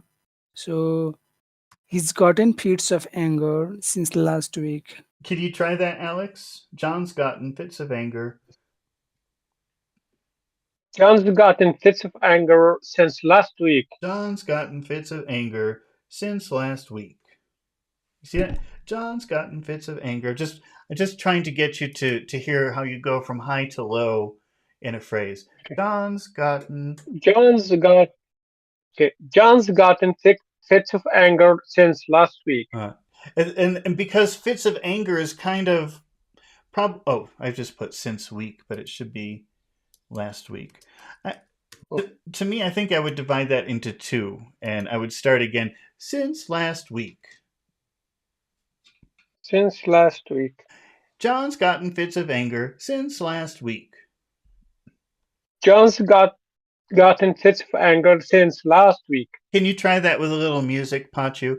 John's gotten fits of anger since last week.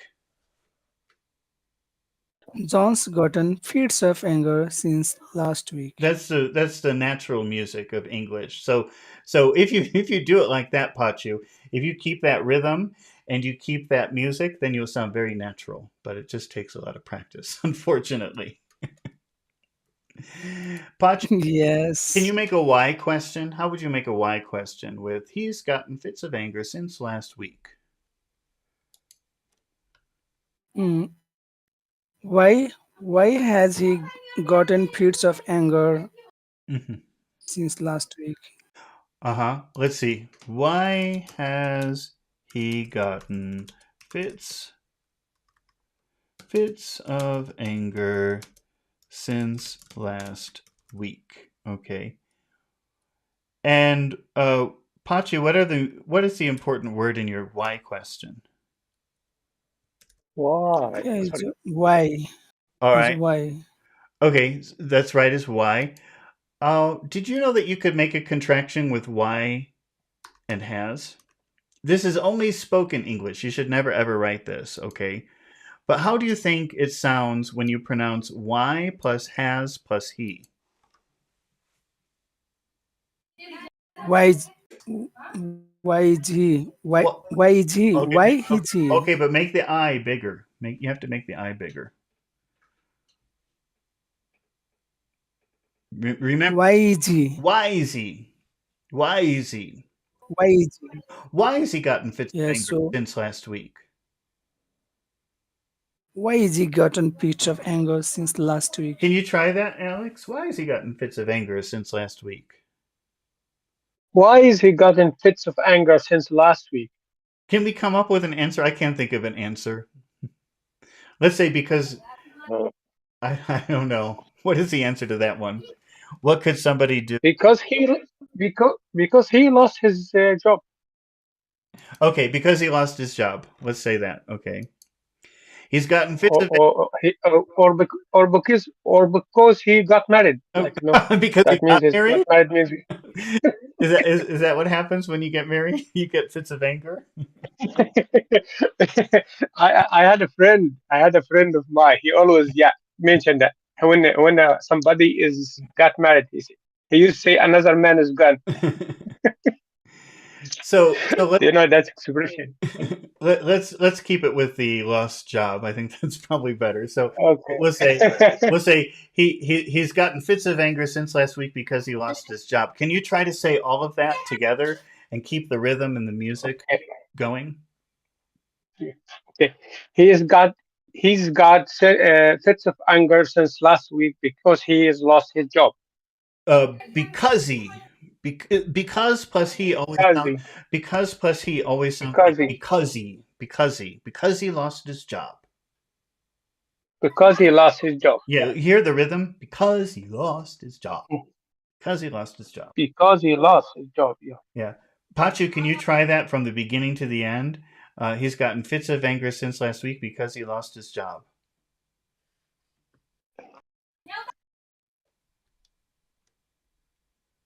You there, Pachu? Maybe Pachu Yes, disappeared. sir. Okay. Can you try? Yes, sir. Yes, sir. Yeah. Why is he gotten fits of anger since last week? Because he has lost his job. He's gotten fits of anger since last week because he lost his job. Great. Okay. Let's move on to our next word, which is unravel. Okay. And have you seen that before, Alex? That word unravel? No, not before today. No? You haven't seen that? Pachu, have you seen No. that?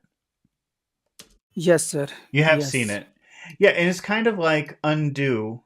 And actually, let me see if I can find maybe. Oh, unfortunately, it's like the name of some kids movie. So when you search for unravel, you just find, let's see, unraveling. Let's try that. You just find pictures from movies, which isn't very helpful. But Pachu, you said the word undo, and I think that's a very good way to think about it. Unravel is another way of saying undo. It really means like to figure out something complicated. Actually, let's do that. Unravel, dull, oh. Wait a minute. Something is wrong here. What's our next word? Unravel. Yeah, it's unravel. Okay. Let me get the definition. I'll put it up here. Dull, repetitive, lacking variety or interest. I copied the wrong definition here. That's monotonous. And we'll put the definition of unravel here.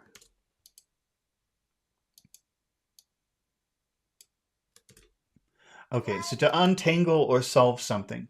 So unravel really means just like to find the answer to a complicated mystery.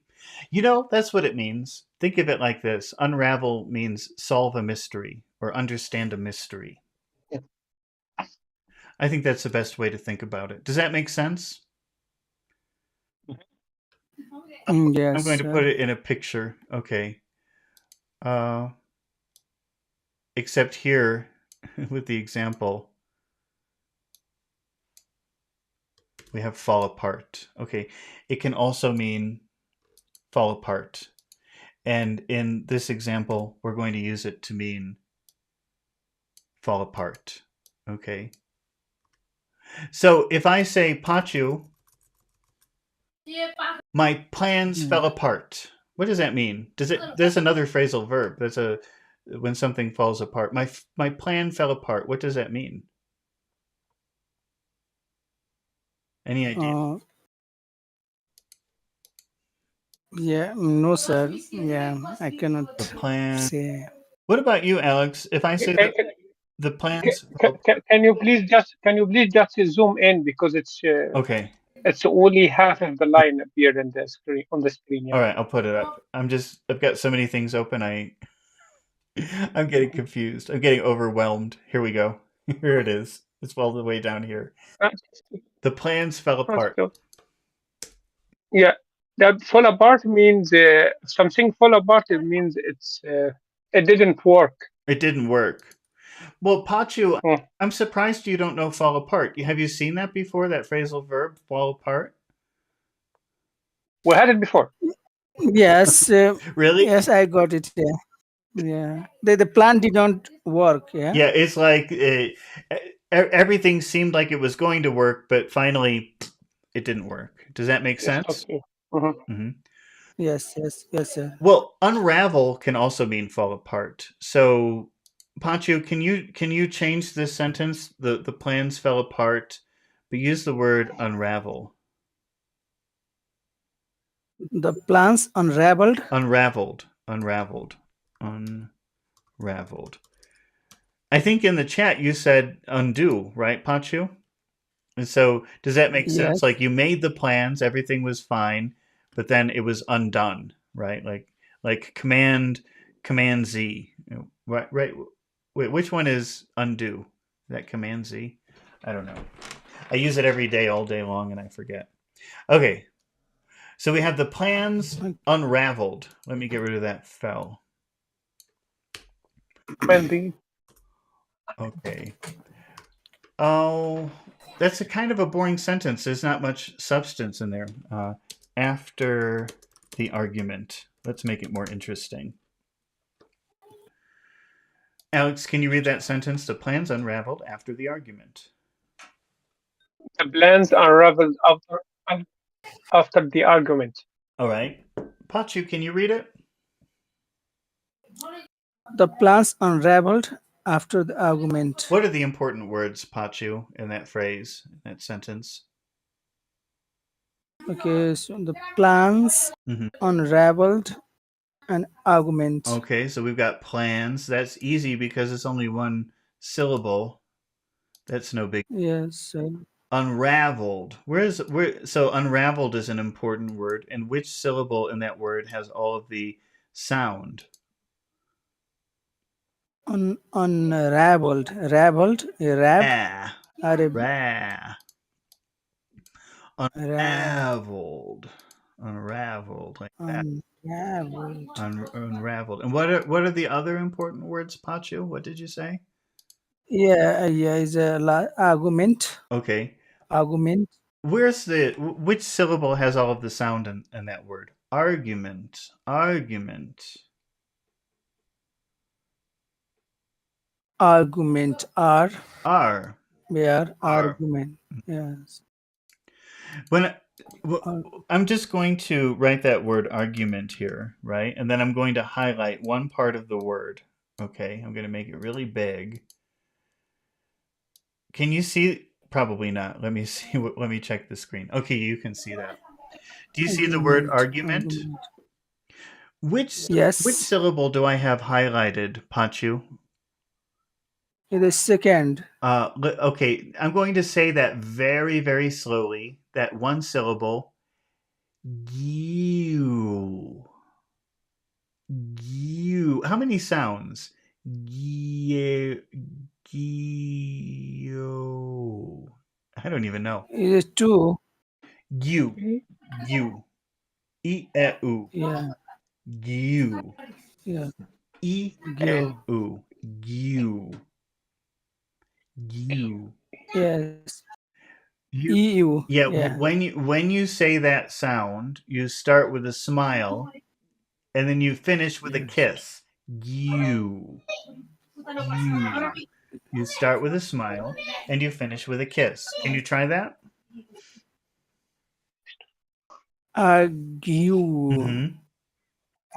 Argument. But "gu" is not the accented syllable. Like you said, it's R. So it's argument. Argument. Argument. Argument. Okay. The plans unraveled after the argument. So Go ahead. so which syllable is sir? Go ahead. Which syllable has more sound in argument? R. R is the one with all the sound. Just like you told me. You're the one who told me that it was R. Okay. Yes. Yes. You're right. You're right. Okay. But I just Yes. wanted you, Yes. because you were saying argument, but it's not argument. It's argue. Yes. It was just about the Yeah. pronunciation, not about the vowel duration or anything like that. Okay.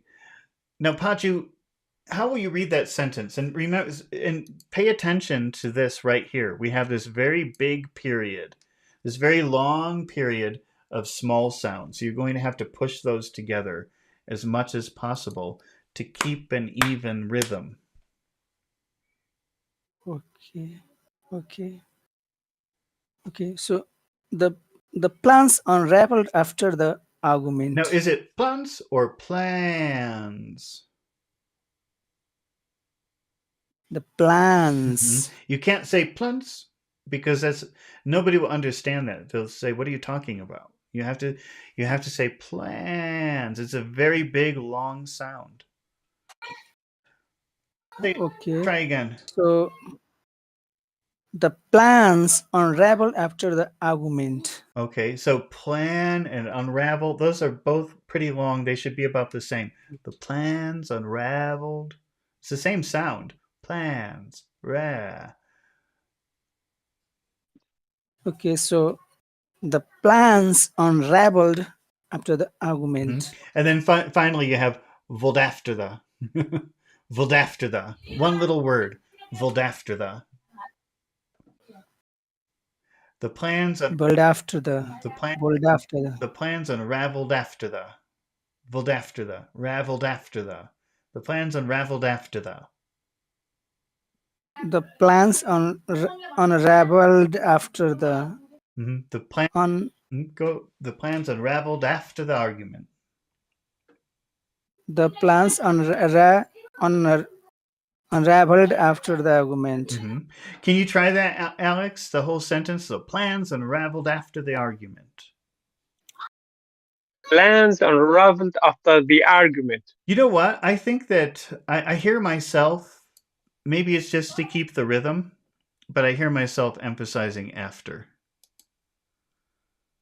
Which makes sense because it's big, small, big, small, big, small. The plans unraveled after the argument. I hear myself emphasizing that word when I say it naturally. Try it again. The plans unraveled after the. Okay. You- Plans unraveled after the argument. Pachu, can you try that? Okay, sir. The plans unraveled after the All argument. right. Okay. Let's see. What should we do with this? Pachu, can you make a why question with that sentence? Oh, wait. We have to do our music. We have to find our music. Let's start with the plans unraveled. The plans unraveled. Okay. Pachu, what kind of music would you give this phrase? As a high, low, high, low. Okay. Why high low high low? So we're going to divide this into two. Okay. But so we've got the plans unraveled. That's one phrase. And which one is high and Yes. which one is low?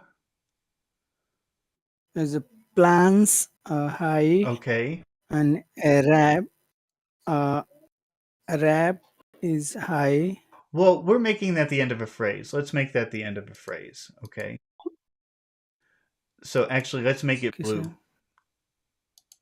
Remember when you the Yes. phrase you want to start high and then move down. So the plans unraveled.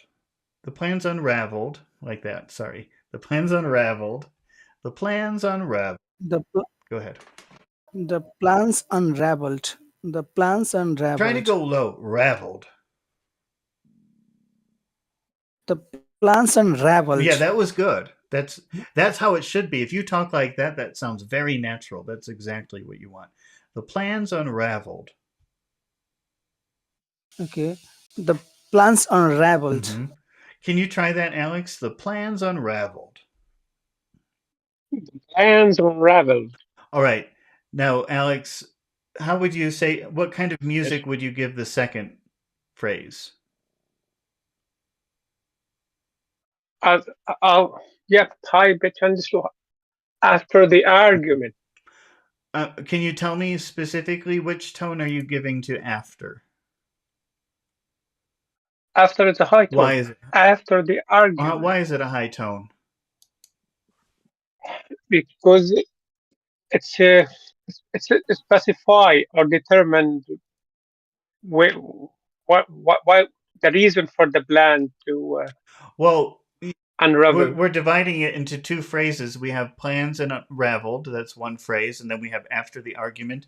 And normally, you want to start the beginning of a phrase high, Your phrase go down. So is high. after the argument. Hmm. After the argument. After the argument. So we'll go high low again. After the argument. After the argument. After the argument. After the argument. The plans unraveled after the argument. The plans unraveled after the argument. I did high again. It should be the plans unraveled after the argument. Okay, Pachu, can you try it? The plans unraveled after the argument. The plans unraveled after the argument. Okay. Now, Pachu, make a why question. Why plans unravel after argument? Why did the plan unravel after the argument? All right.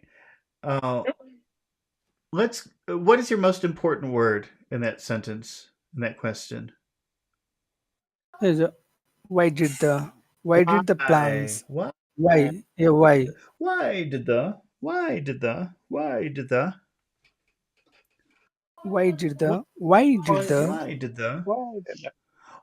plans? Why did the plans? why did the plans Why did the plans unravel after the argument? why did the plans unravel? Actually, for this after the argument, I just want to leave that flat. I don't think that this seems like an afterthought. So I think I would say I wouldn't put any music on after the argument. I would leave it flat. Why did the plans unravel after the argument? No music. Okay. Try it.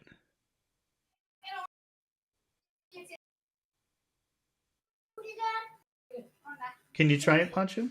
Why did the plans unravel? Yes, sir. Okay, sir. The plans unraveled after the argument. Why did Whoops. Wait a minute. I just made a mistake. Sorry, 1 second. I'm sorry, Pachu. Can you repeat what you said? why did the plans unravel after the argument? Okay, goo or gu? Okay, argue, argue, Not argue. you, It's not argue. It's argue. Argue. argue, Yeah, argue, it's the first syllable, but you just have to pay attention to the pronunciation of that sound. Argument. argument, Arg. argument. Why did the plans unravel after the argument? Why did the plans unravel Hmm. after the Can you argument? try that, Alex? Why did the plans unravel after the argument? Why did the plans unravel after the Can you argument? say that again, please? Why did the plans unravel after the Are argument? you saying unraveled or unravel? Unravel. The first time I pronounced it wrong. I pronounced it unravel, Oh, but I corrected the last one when you just all right. when you asked me to just repeat it again as I wake up. Is that like a signal? Every time I ask you to repeat something, you know something is wrong. Yeah, yeah, yeah, It's yeah, like a yeah. signal. I have to be sneakier. Let's see. That, that, that, that's a good. Mhm. That's very good. Uh, You are very meticulous. If you get what I mean, you know. Pachu, can you think of a reason? What should our reason be? Why did the plans unravel after the argument? Uh, the plans, the plans unraveled Mm-hmm. Mm-hmm. after the argument Uh-huh. because because the work did not go well. Okay, Yeah. so the plans unraveled after the argument because the work didn't go well, right? Is that what you said? Yeah. All right. Yes, sir. Yes. Okay. Yes. Let me fix my horrible spelling here. And all right. Can you say that again, please, Pachu? The plans unraveled after the argument because the work did not go well. Try to keep that rhythm and music all the way through the sentence. Up, down, big, small, big, small. Okay. The plans unraveled after the argument because the work didn't go well. Mm-hmm. Now, is it plans or plans? The plans, Some vowel plans. sounds are very long in duration, especially if they're being emphasized. So it's really important to pay attention to that because if we were talking and I'm not used to foreign accents and you said the plans unraveled, I would think the what? Because it's really supposed to be the plans. And if you don't do that, I don't know what that word is. Do you understand? Yes. Yeah. So if I start to doing that, then a lot of times, and even mm, uh, even a single sentence cannot be spoken in right way. That's Because okay. there are a lot of things we have to do. Yeah. How often, when you're working, how often do you use English? Do you communicate with other people in English at work?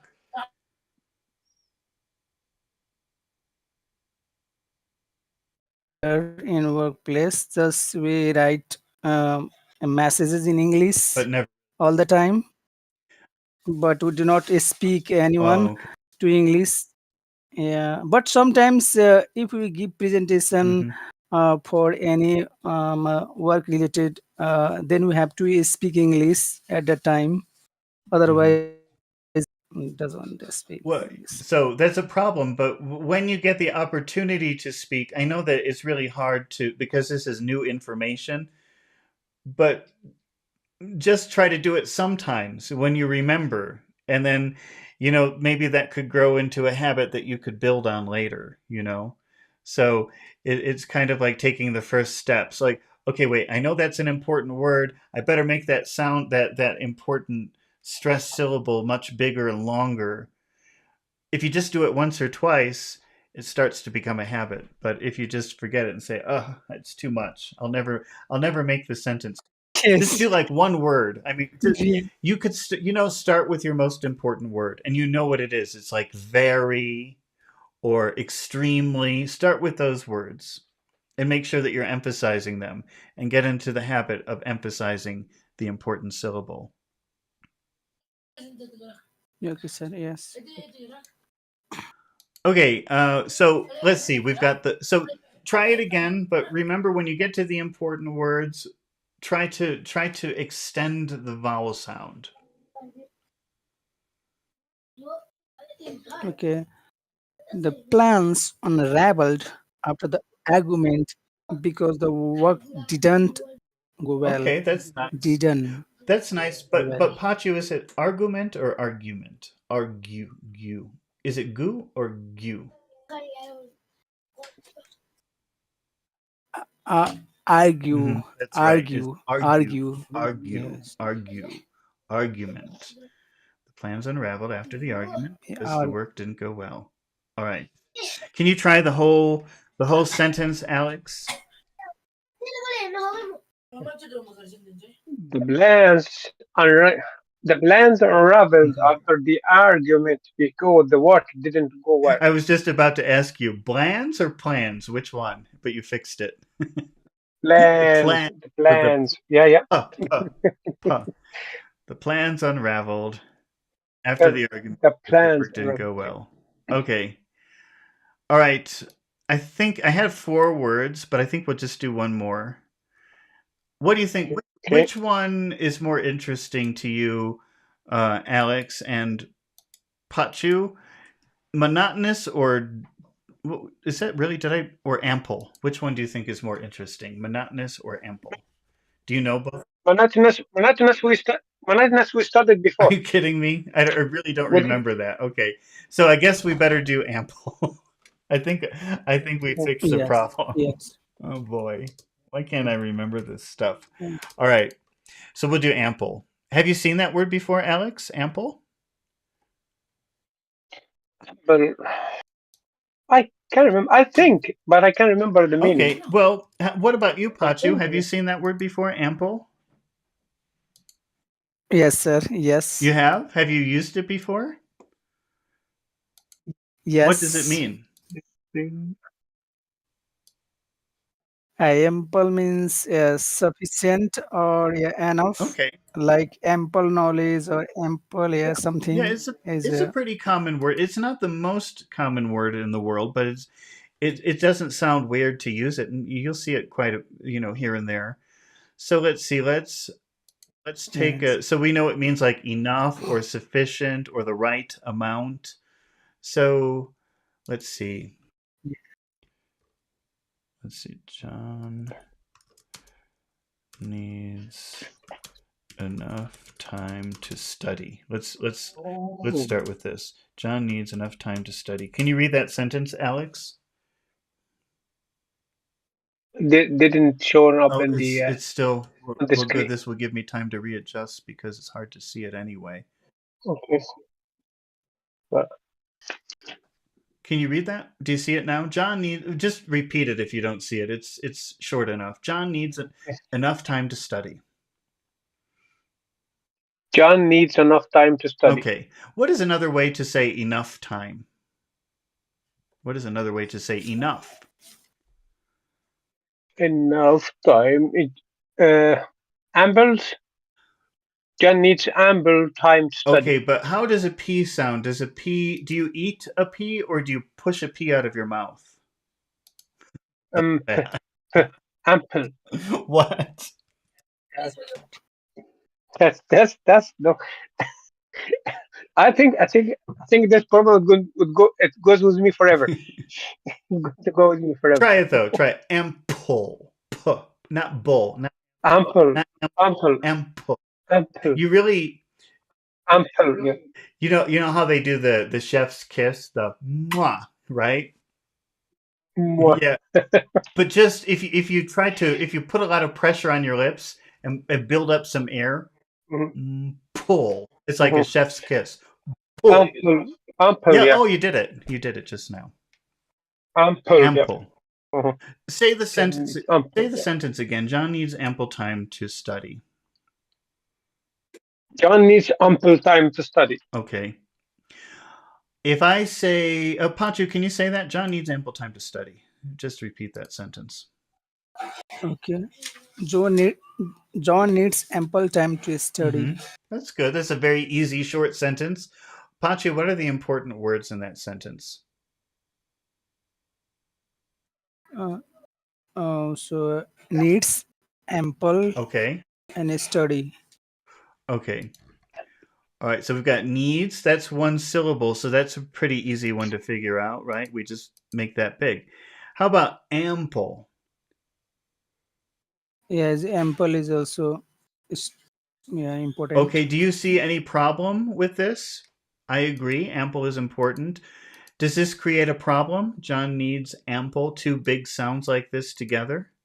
Does that create a problem? Yes, Why? yes, What yes. We have to pause between. Okay, so what do we? Yes, you have to pause between because it's not really good to have two big sounds like that pushed together. So you'll say John needs ample Yeah. time. Yes, John needs ample time. Yeah, okay. If you say, let's try it without that. John needs ample time. See, listen without the pause. It sounds horrible. John needs ample time. No, nobody would do that. That sounds horrible. You have to pause. You cannot put those two big sounds together. John needs ample time to study. So we just naturally have two phrases right here. Say it. Yeah. John needs ample time to study. What are the other important words, Pachu? Is it study? I think we could also add time here. Let's just pick Okay, all the. so time. We'll pick all the important words now. We're moving on. Okay. And study, that's two syllables. Study. Study. Study. Study. Which syllable has the really big sound? Sta or D? Study. Study. Okay. So now we've worked out the rhythm of the sentence. This is how an English sentence will sound in the rhythm is John needs ample. John needs ample time to study. John needs ample time to study. Can you say duh? Duh? Duh? Duh. Kinda. Kinda. Time. Timeda. Kinda. I'm saying time. Time. Sorry, time. Oh, time. So time to study. Time to study. Time to study. Time to study. It's not two, it's duh. Time to study. Time to study. Time to study. Say duh. Time to study. Say duh. Duh. Duh. Duh. Duh. Not two. It's not two in the middle of a sentence. It's not two. It's duh. Okay. Timeda. Duh. Timeda. Time to study. Time to study. Time to study. Ample time to study. Ample time to study. Can you say that, Alex? Ample time to study. Ample time to study. John needs ample time to study. John needs ample time to study. John needs ample time to study. Okay, fantastic. Alex, can you add some music to our sentence?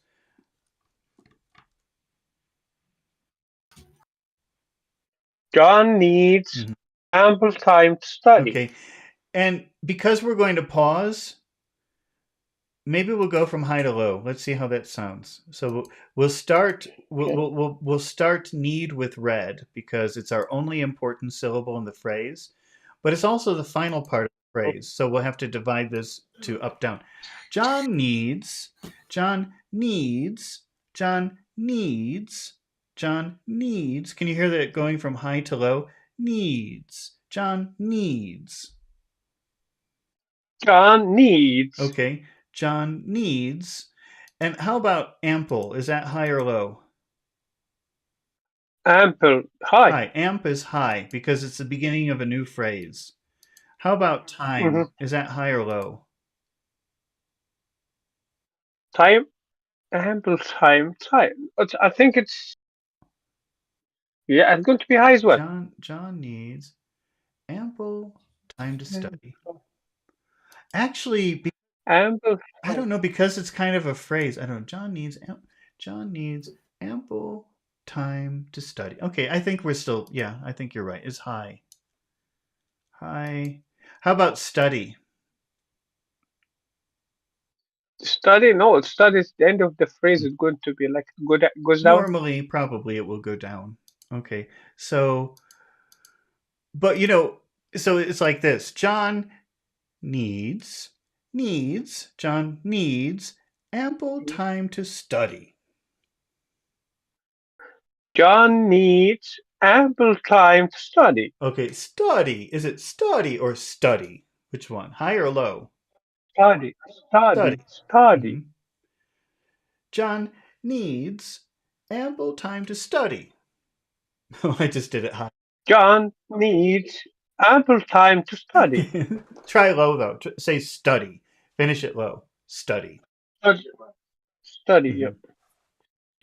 All right, Mr. Pachu, let's see. Can you try to say that phrase with some music? Okay, sir. So John needs ample time to study. John needs. John needs ample time to study. John needs ample time to study. Okay, now Pachu, if I give you the time expression yesterday, how will you change the sentence? So John needed ample time to study. Yesterday. Okay, we'll just say he from now on. He needed ample time to study. Yes, sir. He needed ample time to study. Okay. Yesterday. All right, say the sentence again. Try to maintain that rhythm that we've made, and try to maintain the music too. He needed ample time to study. He needed ample time to study. He needed ample time to study. He needed ample time to study. Can you try that, Alex? He needed ample time to study yesterday. I forgot yesterday. Okay. He needed ample time to study yesterday. Okay. Can you change it to next week, Alex? How would you do that? Remember, try to maintain the rhythm that we found and also the music that we made.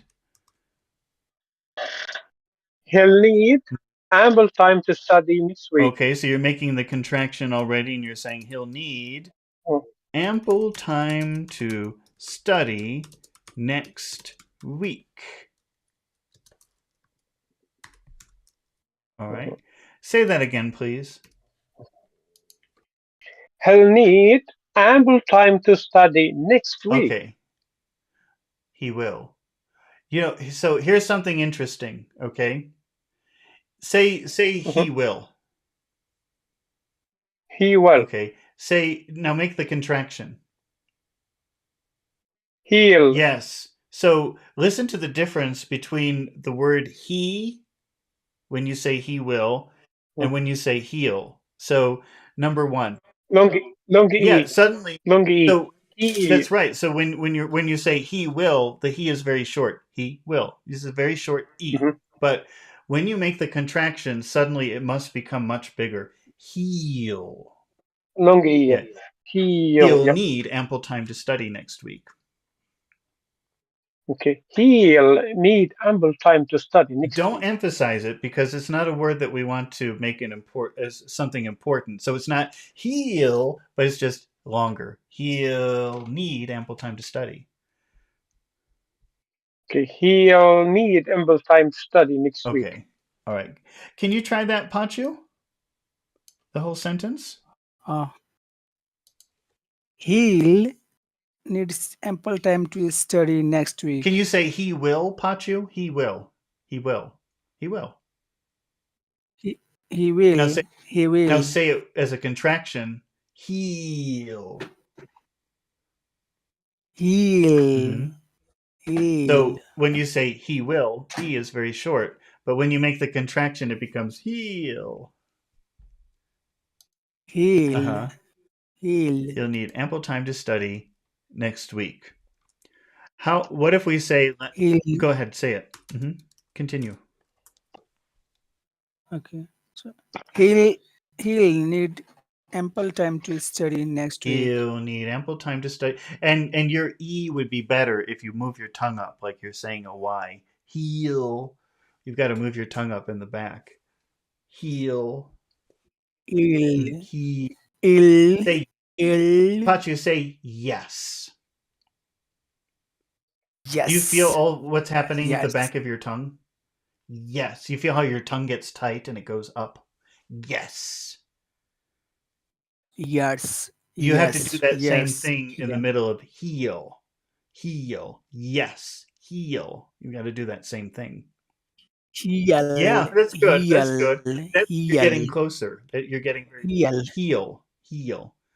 You've got to do that same thing with your tongue. Yeah. Heal. All right, Pachu, can you what if we want to change the time expression to last month? So he needed ample time to study last Okay, month. he needed ample time to study. He needed ample time to study last month. Say it one more time, Pachu. He needed ample time to study last month. Okay, but keep the rhythm. He needed ample time to study last month. He needed ample time to study last month. Can you try that, Alex? He needed ample time to study last month. But try to keep a steady rhythm. He needed ample time to study last month. He needed ample time to study last month. Okay. All right. What if we say since yesterday? I don't know. How would you change Since since yesterday? yesterday? Change the sentence. Okay, he has needed ample time to study since yesterday. Okay. He has. Let's see if that works with has. He's But needed. he has needed. He has needed ample time to study since yesterday. Since yesterday. Okay. He has needed. Just read the sentence as it is right now, Alex. Can you please do that? He has needed ample time to study since yesterday. Okay. Now listen. He has. Yes. How is that he? Is that a short duration or a long duration? He has.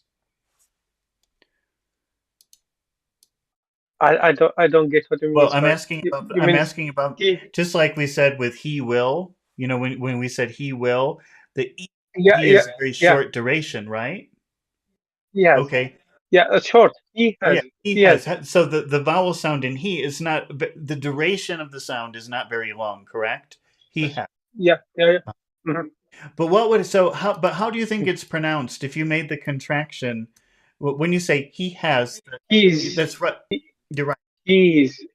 The duration becomes very long. Yeah. He's It's a long e, like long e. He is. yeah. He's needed. He's needed. Is needed. He's needed. Is needed. Mm-hmm. Say it again. He's needed ample time to study since yesterday. He's needed ample time to study since Can you yesterday. try that, Pachu? He's needed ample time to study since yesterday.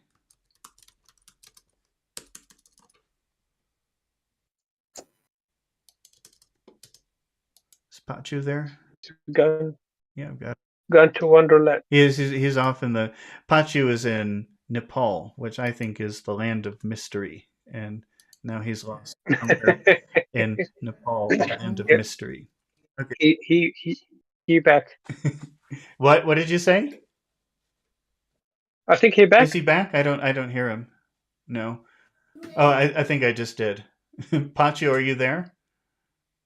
No. Hello. Okay. Yeah. Okay. He, Yeah, he's need, Hello, sir. yeah. he's needed. Can you try to say the whole phrase, Pachu?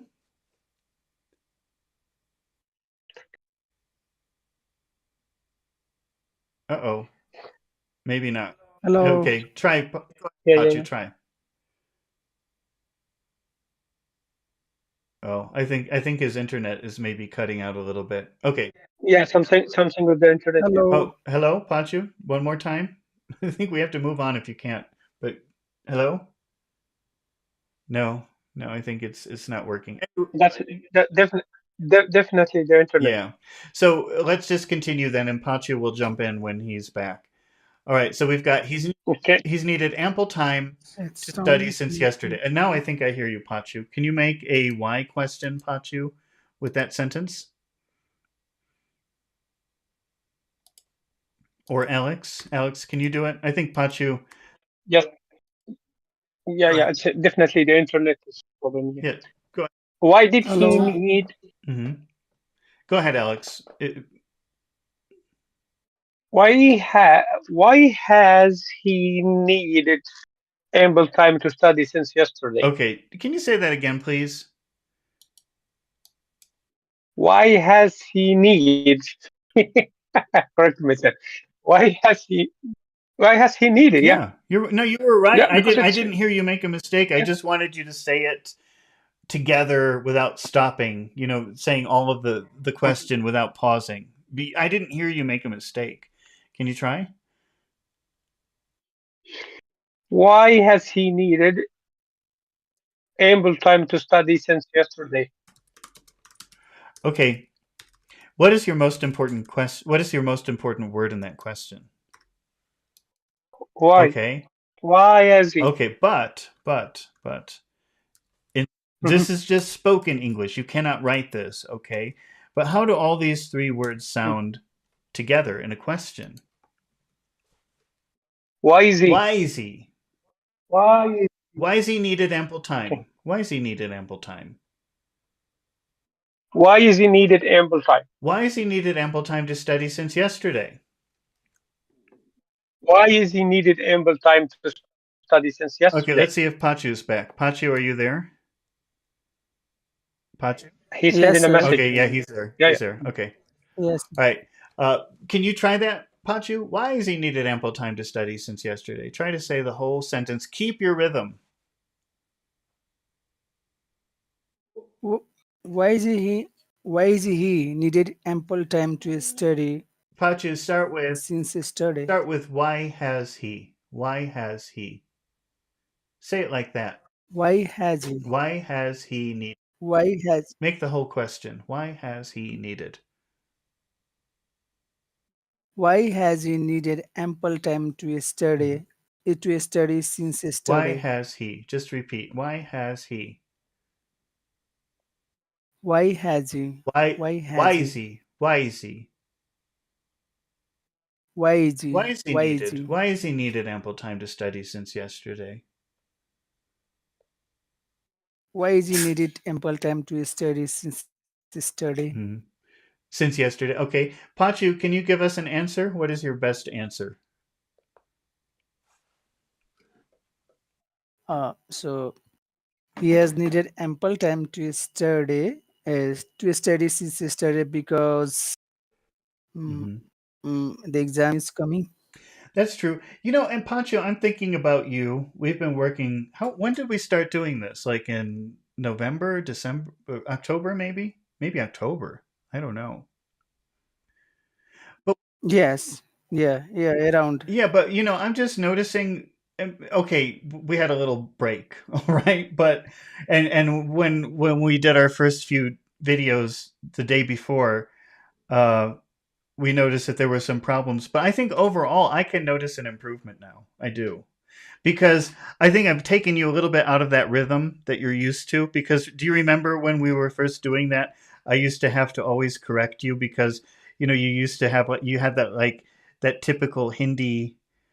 I don't want to do it because then people get mad at me if I try to imitate an Indian accent. But Yes. I don't hear that so much anymore. So that's good. I think that is a sign of big improvement, I would say. Do you notice it? Have you? I agree. I agree. Y- Do you Yes, I think when I sometimes get opportunity from native speaker, and yeah, and they praise me because hey, you are improving. do they Sometimes notice? if Do I they do? anyone get So perfume, so when you talk to and yeah, just when you talk to someone, they notice, like, oh, Pachu, you're getting better. Do they notice that?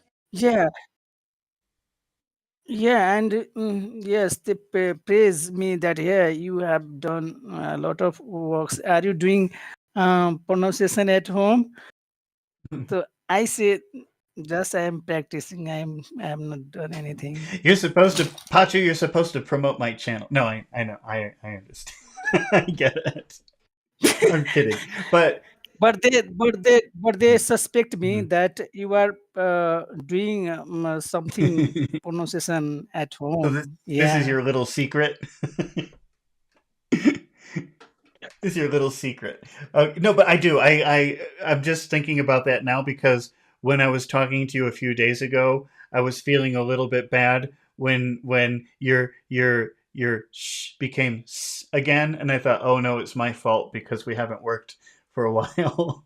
But then I was worried. But then, now I'm thinking, no, your accent is less than it was before. I can see it. And Alex, you said you noticed that too in Yes, Pachu or yourself?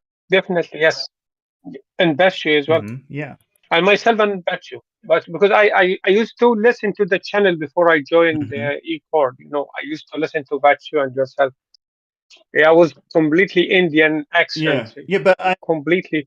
I'm not just saying that, like, trying to promote my channel or something. I'm just noticed because I've never said that you've improved, have I?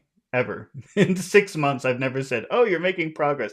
But I do notice that because I don't give compliments. I only tell people if they're right or wrong, or if they do it beautifully, I'll say, "Oh, that was really nice." But those are the only compliments I give. Okay. So I'm sorry, Pachi. What was your answer? Why has he needed ample time to study since yesterday? I don't remember the answer now. Can you tell me? So he has needed ample time to study Uh, since yesterday because the exam is coming. Okay. Can you try that, Alex? You try to say the whole sentence. Needed ample time to study since yesterday because the exam is coming. Okay. All right. I think this is where we have to stop for today. I'm doing a new thing. I don't know if anybody uses this. I never use it. I'm just trying to mix things up a little bit. So I'm doing like a post in the morning on my channel in the community section where I put a picture, Mhm. and you have to guess which vocabulary word it is. And then in the evening, I do a little video to reveal the answer. So I say, what? Here's a picture. Which word do you think fits the picture best? And I give you maybe 5 words and 5 similar words, and you have to decide which one Mhm. is the best. So if you want to participate in that, I'll be putting that up probably within the hour. And in the evening, I'll release a Yes, little short that, video giving the answer. What, Alex? that will be that will be great. Yes. That will be So great. Okay, so I mm, never use that post section, but people are telling me I should, so I'm doing it. What were you saying, Pachu? What did you say? yeah, just I watched 2 and 3 short Mhm. videos in channel, and it was like synonyms, list of synonyms, and which is very fruitful. In the short period of time, we learn a lot of 4 and 5 words, like C1 level. So No, but I think it is very mhm. good. But what I'm saying is in the morning, Yeah, the very part that you don't see is that in the morning on my YouTube channel, there's a place called posts. It's kind of like a blog or something. I don't know what it is, but I post a picture Yes. on my YouTube channel and I say, look at this picture. And then I give you the 5 words in the morning. And I say, which one do you think it is? Do you think this picture represents this word, or this word? And so then you can think about those words. And then in the evening, then I give you the answer, okay? In a little video. It's like a little quiz. Little quiz broken up over the day. Okay. Well, thank you everybody for watching and thank you for your questions. Thank you for participating, Alex and Pachu. And let's see, are we doing this thank you, tomorrow? I sir. just want to see if we're. We, we, Go ahead, Alex. What? we can't thank you enough, man. We are grateful to you. Well, Thanks I'm for grateful that you're watching, and it looks like tomorrow we can do tomorrow. Okay, I'll clear. So yeah, I'll be sure. back tomorrow at the same time, and we'll practice some more. Okay. All right. That would be great. Have a great Sunday, and I'll see you hopefully tomorrow. All right. Bye bye. Make it a great day, and thank you. Bye. Thank you, sir. Bye bye.